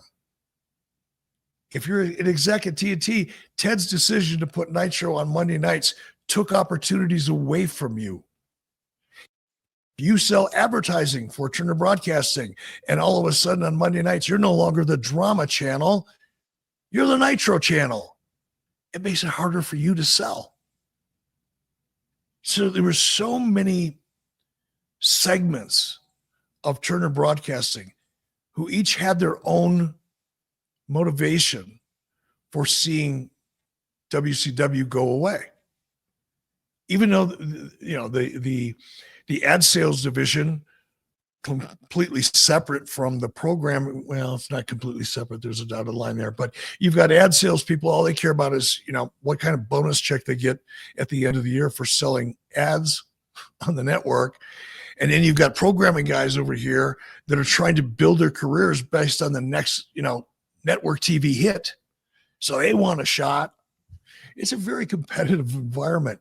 And like I said, instead of 2 hours, having 4 hours would have just made people dig in even harder, because it wasn't about the money. And that's what I can't get people to understand. People are so determined to buy into this dirt sheet narrative that's been out there forever, despite the fact that we've heard from Turner executives, people like Brad Siegel, and who was the other cat that ended up working at WWE? Oh yeah, I forget who. You know what I'm talking about. Yep. These are people that were operating at a much higher level than I was as the president of WCW. I didn't get invited to their parties. They never asked me to go out to lunch. They didn't call me and ask me about my kids. Stu Snyder.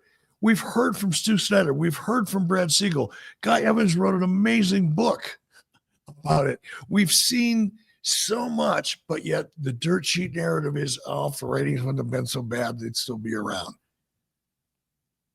The ratings were actually pretty freaking good compared to everything else they were doing. They wanted the real estate, and the amount of money that WCW was making didn't matter to them. Well, we're going to be talking about what matters next week, because we're going to be talking about selling wrestling television. What goes into it? The pitch, the presentation, the ratings. The business of wrestling on television is our topic next week. We want you to join the conversation over at 83weeks.com. If you haven't already, be sure to hit that subscribe button, turn on the notifications bell so you know the next time we're live. And I greatly appreciate our opportunity today to talk about what ifs. In the comments below, we want to hear from you. What are your other what ifs? We could keep doing this as often as we like, because it is fun to sort of think about how if you just move 2 millimeters one way or another, man, it could change everything. That's what we're doing here on 83 Weeks. And this was fun today. And I'm looking forward to this weekend, Eric. We've got a big AEW show down under in Australia. And we got the NBA All-Star break. Alabama's playing Auburn, and they're 1-2 in basketball, Eric. Can you believe Alabama's a basketball school now? What the hell's happening? Well, it's a damn good thing, because your football side's got some All right, we'll do. see you next week. On 83 Weeks with Eric Bischoff. Hey, it's Conrad Thompson here to tell you a little more about what adfreeshows.com is all about. Get early, ad-free access to more than a dozen of your favorite wrestling podcasts every single week, starting at just $9. That's less than 20 cents an episode each month. And yes, you can listen to them all directly through Apple Podcasts or your regular podcast apps. How easy is that? Ad-free shows also has thousands of hours worth of bonus content and docuseries like Title Chase, Eric Fires Back, Conversations with Conrad, and The Insiders. Plus new series like The Book with David Crockett, Monday Mailbags with Mike Chioda and Nick Patrick, and a whole lot more. And you want to talk about early? You can't get any earlier than listening to the shows live. You can be a part of the live studio audience as we record the podcast. Plus, ride shotgun alongside your favorite childhood heroes for live watch-alongs, Q&As, and other interactive experiences every single month. Come on now, see for yourself what thousands of other wrestling fans from around the world have discovered, that adfreeshows.com is the best value in wrestling. Check it out today, and hey, when you do, the first week is completely free. adfreeshows.com.